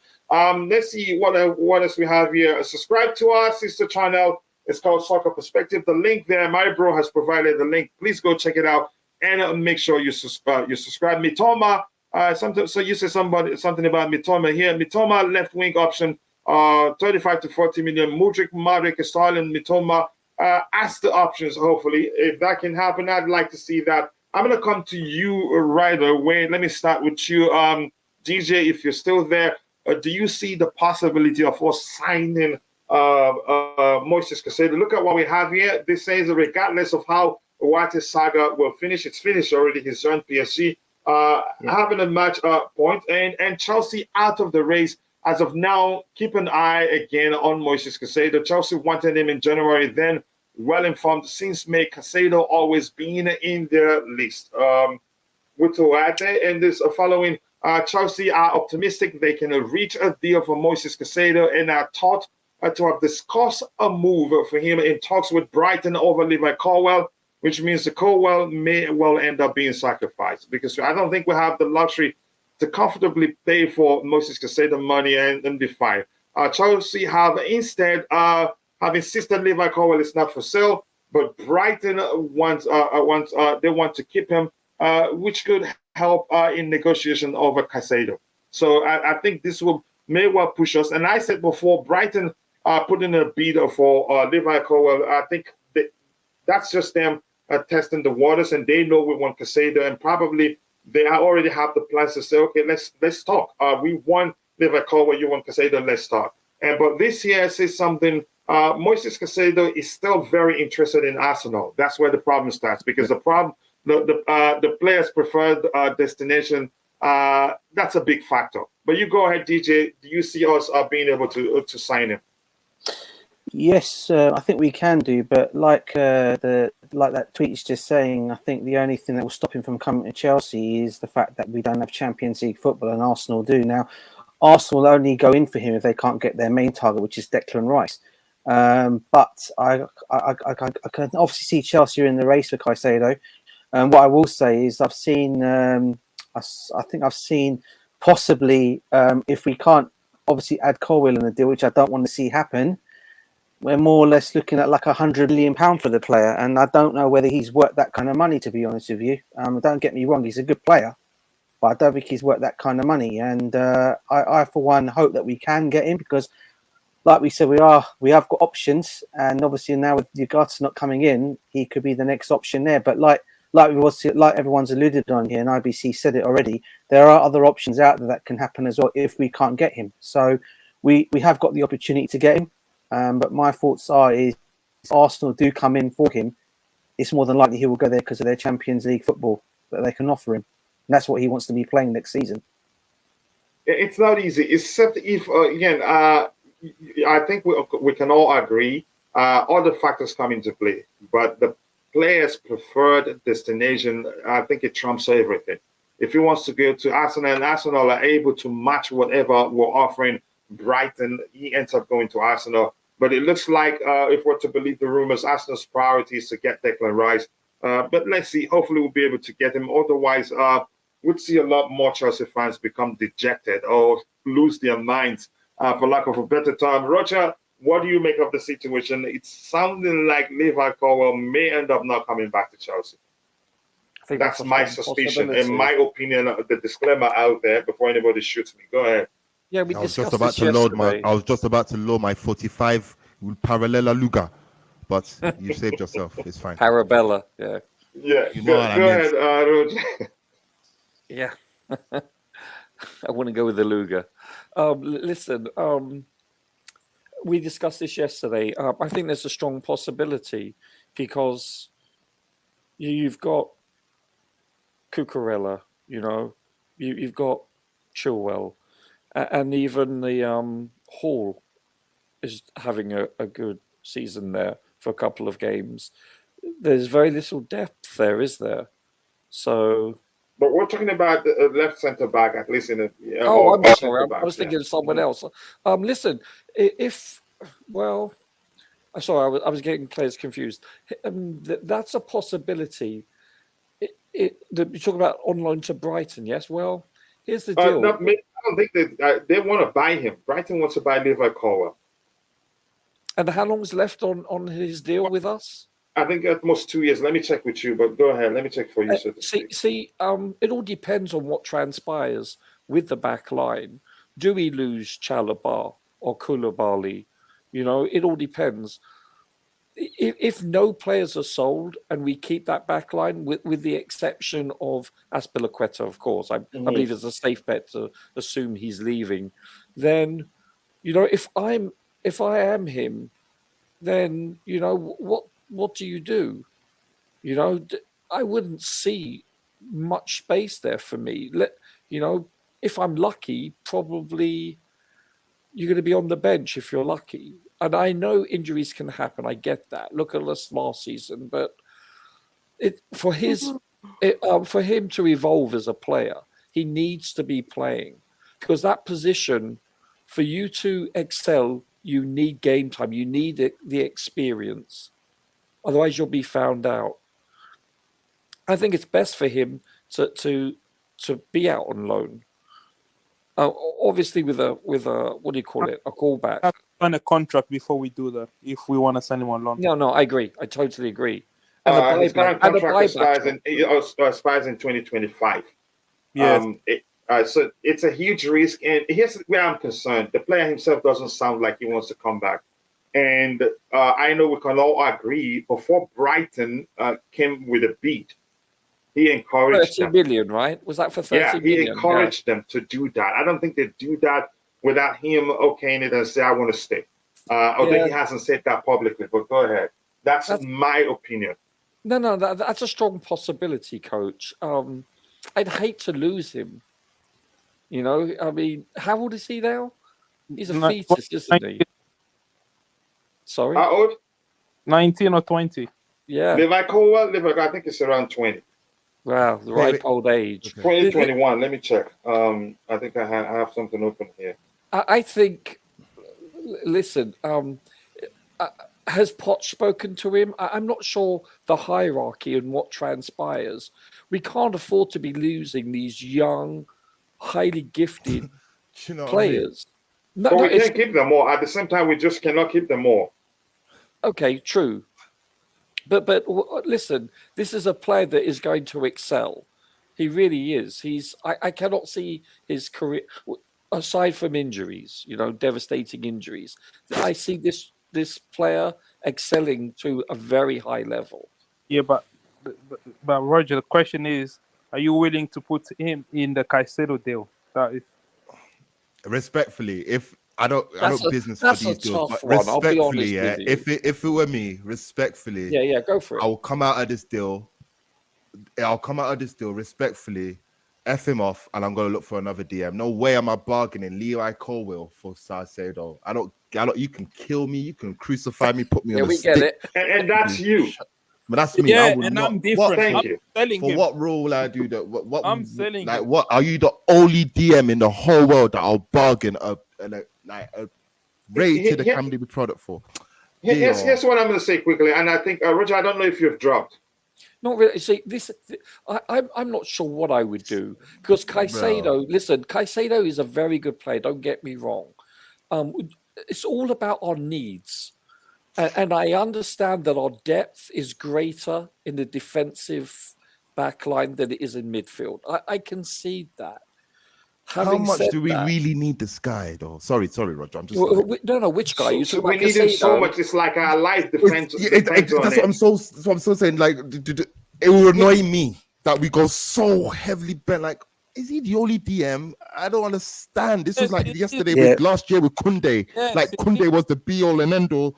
Like, if we didn't get him, our life would be over. I really cannot stand it. This guy I've been hearing since January. This guy signed a new deal off Arsenal trying to get him until Brighton said no. So what guaranteed that Chelsea, who fell out of Europe, who have nothing to offer with Brighton, who had the best season ever, getting into Europe? What assurances do we have in getting this guy? What, an academy prospect that's never played for us? And it's really highly rated? And the selling party is who we played for? I mean, the buying party is who we played for? Come on, guys. Yes, it depends on the club's priorities. But right now, I think the club's priority is very mismatched. I think the club's priority, right now will be to get a DM, which is very important. And we are loaded in the defensive area, which means there's a chance. That's my opinion. They say, okay, you know what? You want him? Let's talk. But Roger, you drop so that Rodrigo can come in. Sorry to cut you. Like I said at the top of the show, innit? These things can change, innit? This guy can go. He could go to Brighton, and Caicedo will be our player, and anything can happen. But I'll if we put all our eggs in that basket because of the fact we want to get a one Moises Caicedo, and we now. How much would Colwell? You know what I mean? And give him Levi Colwill. Sorry? How much would we be selling Colwell for? I'm not sure. I think they're playing it smart by coming in first with a bid for Levi Colwill. That's showing us how much you can say putting it out there. This is how much we're willing to pay. But I think we would rate him more. He still have 2 years left on his contract. If we start talking, I think probably be asking around 50 or so, 40 at least. But they're smart. If we're going to sell him, it shouldn't be for pennies on the pound. It shouldn't. He's such a fine player. We need to, shall we say, give them a taste of their own medicine. Where, you know what, you want Colwell? Sure, 50, 60 million. That's but here's the thing. They're not going to buy the medicine. That's because they're not as sick as us. They have the luxury to say, if you want him, take him. Sure, and we will. That's the thing. Yeah, that's Rodrigo, do you think we're going to be able to get Moises Caicedo on? What's the possibility? How do you see it? So I completely disagree with IBZ. I will sell Colwell without how much? For Caicedo. I'll include him in a Caicedo deal. Our priority, I can't stress this enough. We need a DM, and we need someone who's obviously this guy's Premier League proven. I think Caicedo for me is like when I watch him, I see Michael Essien in him. I beg, Jerry. Obviously. Let him drop. Tell us, do you think we can sign him? Don't start the fight with an African man that likes Essien. obviously when I say Michael Essien, Kante, obviously he hasn't reached the level yet. Of course, before you crucify him, I don't think personally. If you ask me, are we gonna? If we don't include Liverpool, we just go in straight. I don't know. I'm not as confident with Paul Stanley and the other fellow that came from Monaco, Lawrence Stewart or something. These two people, they need Bowley and Iqbali to step in to close deals. I don't think they've closed a single deal since they come in. Maybe by this year. Yeah, Rodrigo, quick question for you, brother. Do you think he's actually worth 100 million, though, mate? Honestly, Caicedo. Do I think Caicedo? Given the current market, I think you could say that.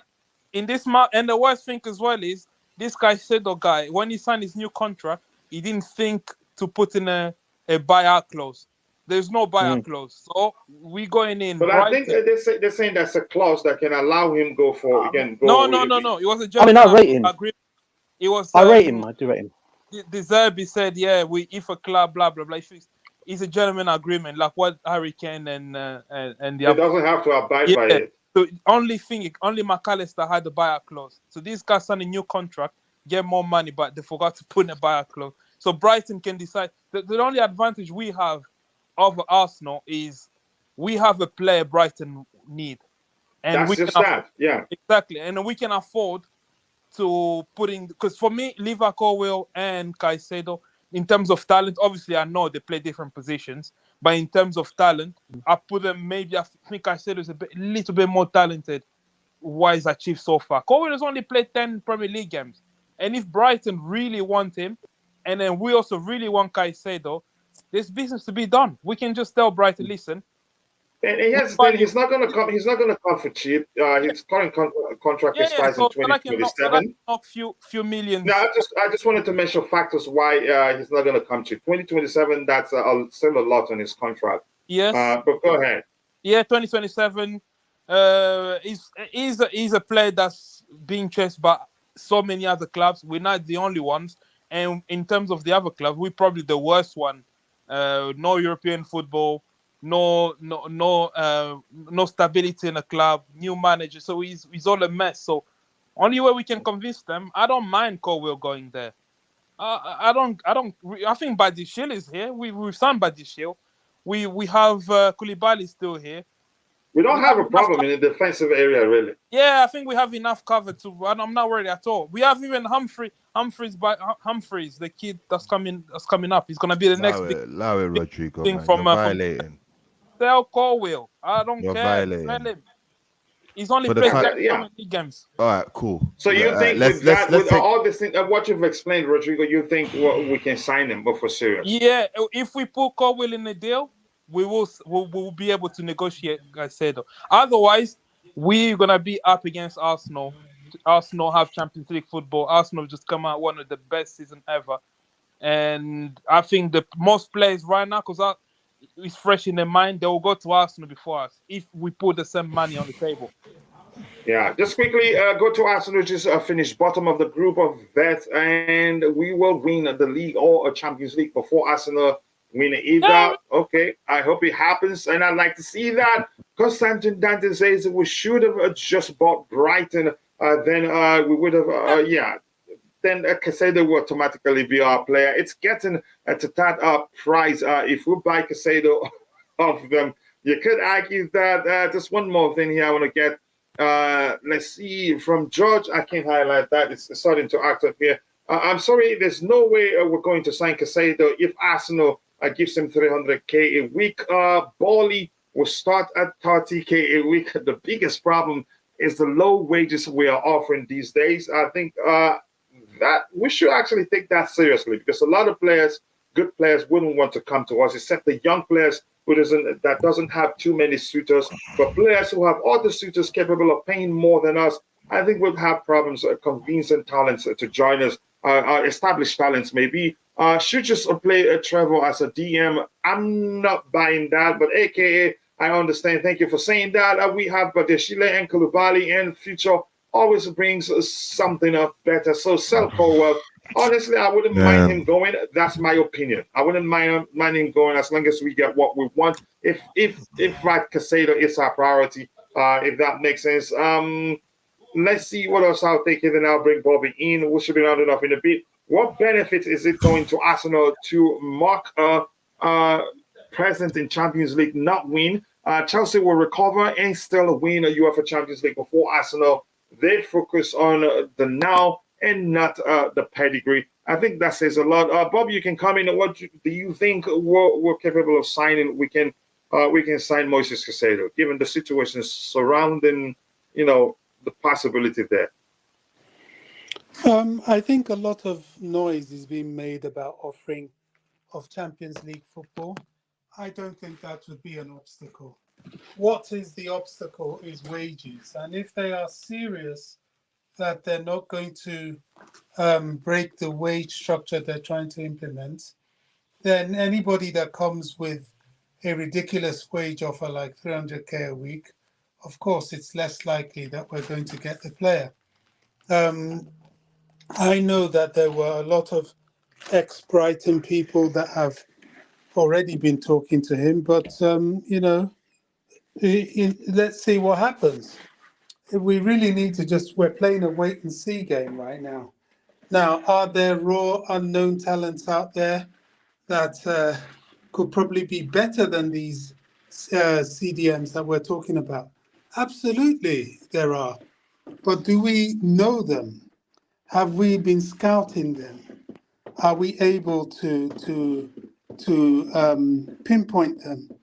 Like Leicester got hold of Kante and went and won the league. So I don't know. It is possible, but it's always better what you know than what you don't know. So let's wait and see. If Arsenal offer Caicedo 300k, well, I can see him accepting it. But if it is a one-for-one race for him, I can see him coming to Chelsea because a lot of the Chelsea directorship are people that know him. So Arsenal are going to have to offer a lot of money. And just as I said before, if you want A-list targets, unfortunately, it's going to be expensive and we might have to wince and pay the money. Sad thing is that when you pay big wages to one player, it makes it very, very difficult to justify not paying it to another. Hence, you have the Mason Mount situation. I just want to say, these people talking about Levi Colwell, listen, I'm not in a very good mood, as you can tell. I'm just tired of it. They always have this weakening option to Chelsea's ambitions to step forward. Why the hell would we want to even talk about Levi Colwell for anything this summer? He's coming back to Chelsea, that improve himself next season, then, and I know he'll be another one looking for wages. So all this talk, Chelsea go to strengthening in one way, then we have people talking about weakening them in another. We don't need that. We need to know if we can go forward. We've got enough challenges, and which, I don't know. I don't know. I don't know if it's surmountable with Caicedo. But yeah, IBZ said we have a very long summer. So let's wait and see what happens. But the ideal thing is to get all your players in before July. I wish we had just to touch on that. I wish it was Chelsea of before. I used to get deals done before a certain time, and everything was dead and buried before pre-season, and we were almost ready. Sort of like how Man City are now. I just want us to be that again. I don't like rumors. We don't even have Poch in the office. I hate, July exactly. I don't like rumors. This really irks me. Yeah, all these dead sagas. I hate sagas. The fact that we're not willing to pay for I don't know how many millions, 1 or 2 million to PSG to release him so that he can, hit the ground running. He should be in the office working with Winstanley, Vivell, etc., Lawrence Stewart. Yeah. This is valuable time that we cannot afford to lose. Well, I guess so. It doesn't make sense. The season just ended. Unless they're doing it final next week, so I guess unless they're doing it go on holiday for a little bit. Yeah, well, he's so just some news is beginning to emerge that Chelsea expected to push for Romeo Lavia this summer. as well as Brighton's Moises Caicedo. Good luck getting both of them. Southampton star has been in regular contact with Joe Shields since this season, and also chatted with Eden Hazard about the club last year. Eden Hazard will always be our ambassador, and we always tell him go to Chelsea. Just the same way he told Lukaku to, if he gets a chance, if he gets the opportunity comes, give it a chance. But Lukaku can just try somewhere else. But Romeo Lavia maybe, if we want to sign him and Caicedo at the same time. But I don't think Lavia will be able to fulfill the DM role for us. That's just my opinion. Too big. Sorry? The shoes are too big to play in a DM. Nah, it's too young. For me, Lavia, you buy him as a backup for Enzo. You don't buy him to make him. He can't play the DM role. It just doesn't have what it takes.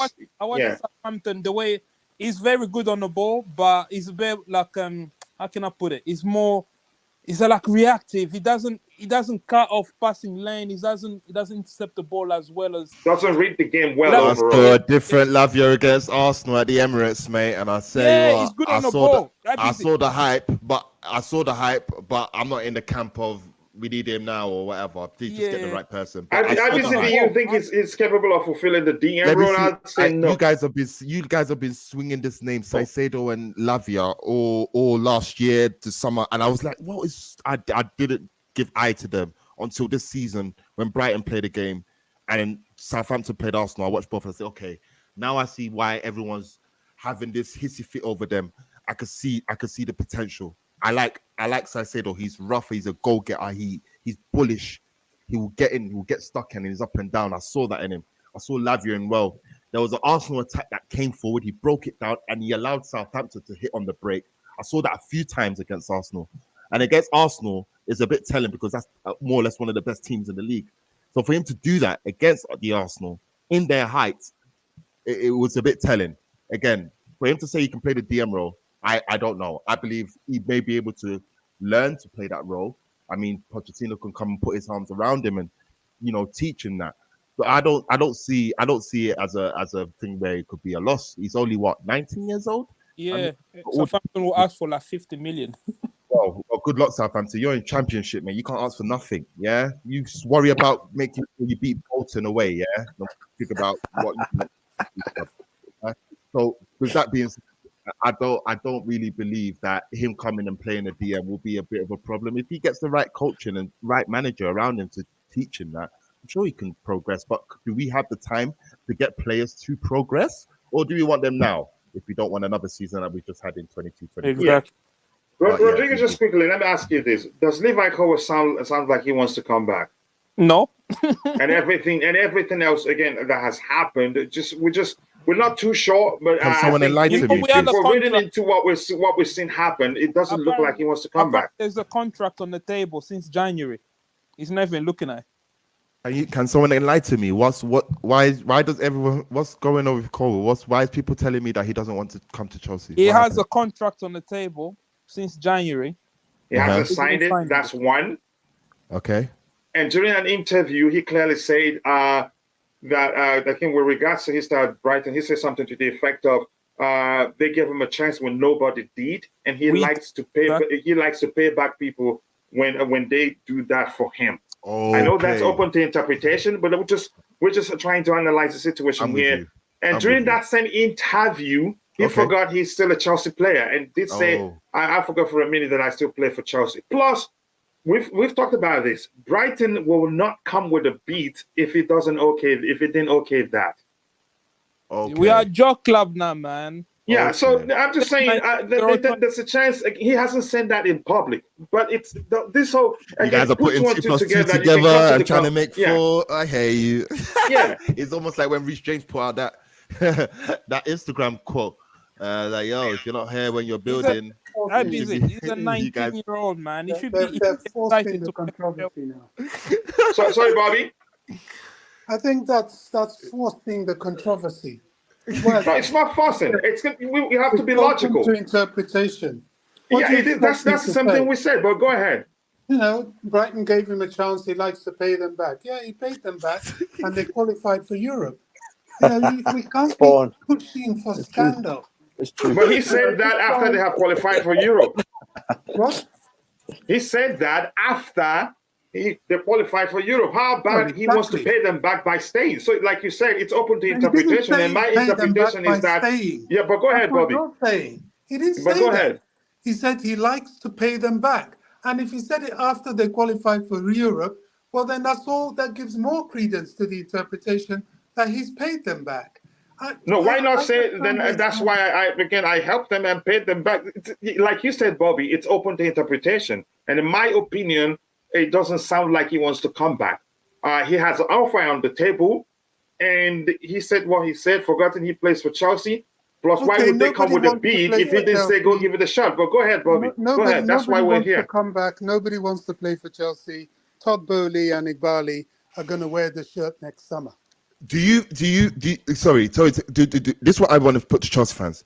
In the case of an agenda to make it logically make sense, would it be in the mindset of Chelsea fans that IBC, go ahead, control the conversation. I'll be back in a bit. If they IBC, do you hear me? Yeah, I'm here. And if you're leaving, you can hand over to Rodrigo. I'll be back in a minute. Do you hear me? Yeah, you lot can hear me. Yeah. All right, cool. So if you want, I'm just trying to play some weird devil's advocate. In the minds of these guys that want Caicedo, do you think it might be in their thinking? Okay, maybe Levi Colwill wants to leave, doesn't want to come back to Chelsea. So let me engineer some sort of narrative in my mind that makes me feel better about the fact that Caicedo deal will be a possibility. Levi Colwill doesn't want to come back to Chelsea because of the interview he's made. And he still announced that he's a Brighton player when he's still a Chelsea player. And we've given him a deal in January and he's not looked at it. And maybe they've looked at it and thinking, oh yeah, that may be the precedence to why we will get Caicedo. Do you guys think that can be a narrative agenda that people like to put it together? A lot of people look for the scandal. That's what I'm saying. Exactly. The player that doesn't want to come back to Chelsea said so. That's Lukaku, and that's what I would accept. I don't accept all these ifs and buts and maybe and doomsday predictions. Oh, Levi Colwill doesn't want to come back to Chelsea. Did he tell you that? He never told you that. You know, he never said that. It did not come out of his lips. Yeah. He was kind to the club that gave him the opportunity, and he said, yeah, I like to pay them back. And this was after they qualified for Europe. Levi Colwill, if he didn't want to come back to Chelsea, he'll say so. These youngsters, when they don't want to do something, they say so. Look at Billy Gilmore last season. He said, okay, after Tuchel messed him up on the tour, he said, look, I'd like to leave. So there's no cloak and dagger about leaving. I just think people make something out of nothing for entertainment value. I won't believe that is true unless I hear that from the player himself. Sorry to I don't want to, you know what I mean, but Eugene asked why we're talking about English players so much. I mean, we're talking about a team in the Premier League based in England. I mean, a team based in London that's playing in England. A team that has a player that's from England, or one of our prospects happen to be English. I'm sorry, but all roads lead to England. So unless we're playing in the German league or Spanish or Italian league, where we're going to be predominantly talking about Italian players, I'm sorry, mate, English players. So yes, Mason Mount will be a conversation. Levi Cole will be a conversation. Declan Rice will be a conversation. Harry Kane will be a conversation. Any English player that's the reason why we should be having a headache of a 19-year-old if we can get a better deal out of him. I'm not really allowed to see the big deal of it. If we can get good money from Brighton for Levi Colwill, £50 million on the table, I'm happy to sell him there. No, I hear you, but I don't think that is progressive enough. I'm so sorry. I don't think that is progressive enough. Let me just say this.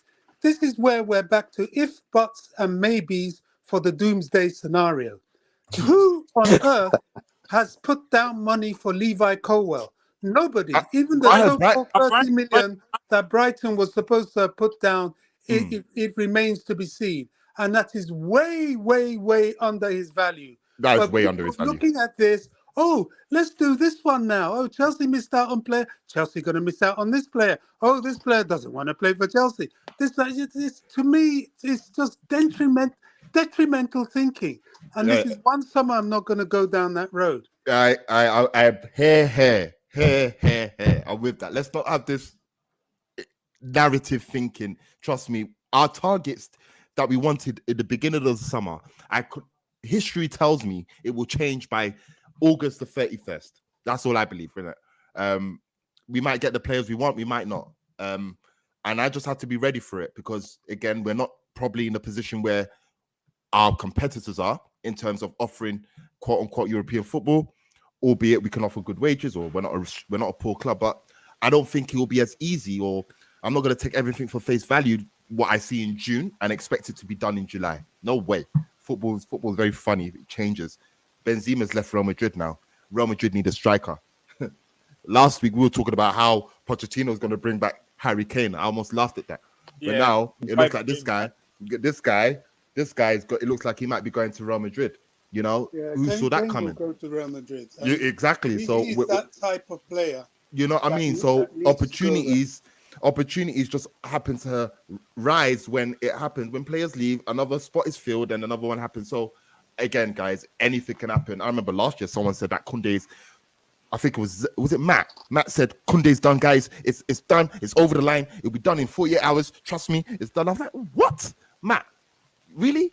But we're here years later and he's at Barcelona. But it's what it is. Guys, just take it for a pinch of salt.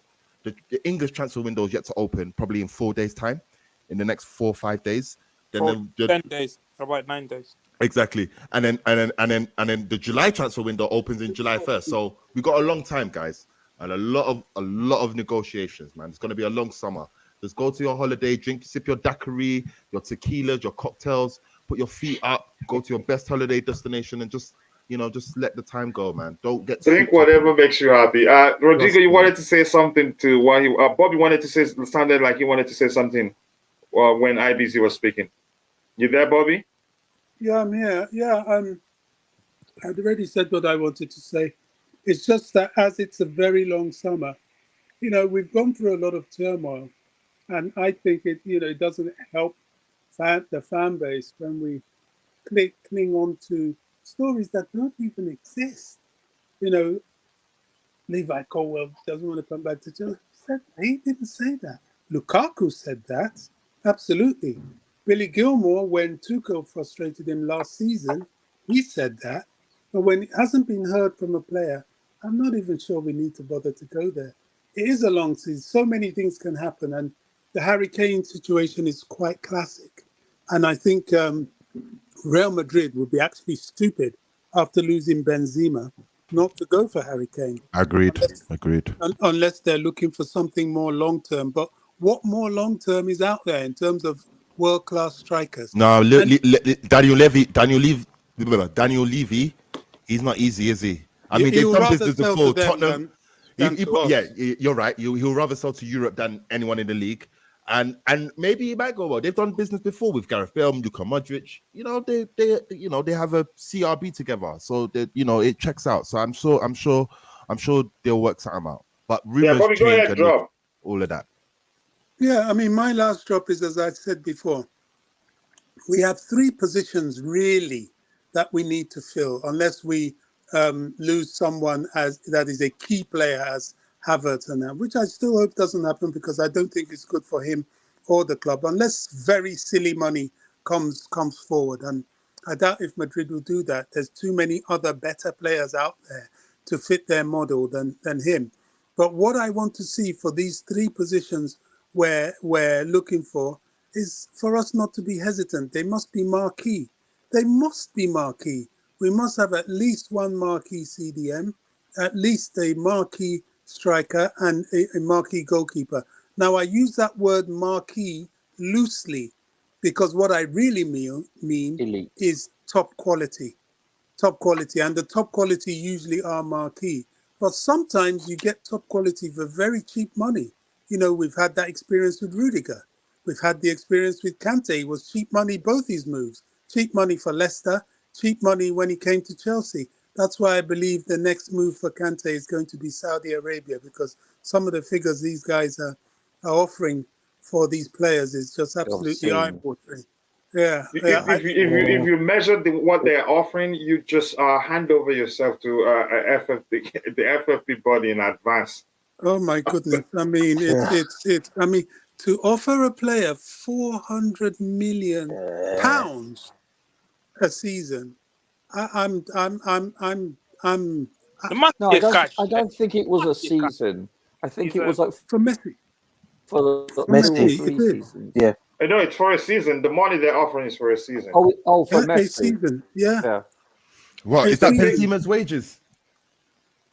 That is No, wages. isn't it? Benzema. I heard Yalla. ESPN reported that Benzema was a couple of 100 million, whether it was 2 or 4. I No, forget he now. deserves it. even I don't then- think Over 2 or anyone 3 can prejudge. seasons. I don't It think wasn't anyone can Messi prejudge money. it. I don't think Even anyone then- can prejudge it. He deserves it, mate. Well, even then, Roger, look at what we're saying. They offer such ridiculous. No, don't get me money wrong. No, that, it's valid that point. when Yeah. a player is Everyone offered has their price, 100, right? 100 million plus a season, we think lesser of it. It's That is mad generational in money. itself. Yeah. And, it's Yeah. mad money. And I'll drop now. I've I said think Kante will probably go there. If I were him, I'd take it one time. Rodrigo, anything else you want to add before, again, I go to Roger and DJ, so we'll call it a day. I think like we might have to keep Kante, man. There's too many changes around. We're losing cover. We're losing all these. We're losing the spine of the team. That's how I see it. But go ahead. Losing a lot of people. I think this club need to think about keeping Kante. I hope they do. Yeah, but I agree with you. And Rodrigo, it looks like you didn't come with the boss today. Not time yet. Just still. No, not time yet. The window hasn't opened yet. The window hasn't opened. But all I'll say is, I'm not confident in with Stanley and the other guy. I think they still need Boyle to step in from time to time. Yeah, I agree. I think I agree with you. They need to step up their game. But that's, by the way, from my end. And how about you, Roger? Anything else you want to add to what we've discussed today? I think we're able to cover everything, even though I'm a bit late. Yeah, but the wife is at home; she's helping. I get but it. I still need to run. Go ahead. Listen, you know, over the course of this season, to me, there's one player that makes a big difference for this team, and when he is missing, it's quite apparent, and that is, of course, N'Golo Kante. We have been since the day he has arrived. We are a completely different entity on the field, especially defensively, obviously, when he is not playing. That is undeniable, gentlemen. And yes, I will concede that he has been somewhat injury prone the last year or two because of the aforementioned reasons of him being overplayed. I mean, it's undeniable. I think if we do lose him, regardless of who we acquire, whether it's a Rice or Ugarte, whomever, we are still. I mean, don't get me wrong. I'm not saying that they can't elevate themselves to be at his level, but we are different, and that's why I've defended a certain manager for this team this season because of the amount of players that have gone missing, but one in particular that never played more than not even a second for Potter, and that was N'Golo Kante. He's such a difference maker. For us to, shall we say, casually dismiss that he is going to, okay, just let him go. I think this is a very serious and detrimental move potentially. I mean, you're right. Whoever said the spine of the team, that is so important. You look at that's me. That's me. That was incorrect then, for sure. No, but seriously, sorry, coach, I couldn't resist. No, that's fine. Go ahead. I understand. You've got a keeper, you've got a centre back, you've got a number 6, you've got a number 9. The spine down the middle. This is the foundation of any successful team, and there is no greater part of this spine for us historically the last 5 or so years than N'Golo Kante. And we will rue a day. You know, yes, we could keep him and he could be continuously injury prone. I'm not disputing that. But if, because of the fact that we have serious medical issues, whether it's the training or the medical stuff, I'm not sure. I'm not qualified to basically point the fingers, shall we say. But these issues have to be addressed in conjunction with keeping him at the team and keeping him healthy, him being N'Golo. I think this is our key for us being successful. I really believe that. Thank you. I do believe that too, and we've always called for the club to keep him. Kone is only 30 million, Mendy 35 million, Thuram 50 million. Those are cheap options, and those are also good players. But that sounds obscene saying that. Yeah, the best bit of business would be if CLC can take out a couple of millions of Oba from Saudis. Let's see how his case ends. He was supposed to be here for 2 years. 2 years, yeah. It's got 1 more 2 year. years. So he's still got 1 more year left, so we can still get money. If it again, we heard that he's willing to terminate his contract and leave to go where he wants to, where he prefers to go. We are losing our core midfields 3 within 6 months of cover at J5 Kante. That's a concern. Say what you like about them. Yeah. I think losing them without getting experienced heads in can be. I think that's a huge risk. We overworked him. Coach. Sorry. It's the engine room, the midfield. Yeah, it is the engine room. Yeah, we overworked Kante, even cover. I agree, and yet we're the first to say he's injury prone. Coach, my comment right at the start of the show: we've got to keep Kante at least until January. Yeah, I think I agree with you. Couldn't agree more. Kante is perfect in the DM role. Doesn't need to go forward, and just change him, to get him, not to run too much. The question is, will Kante still be effective if he doesn't run?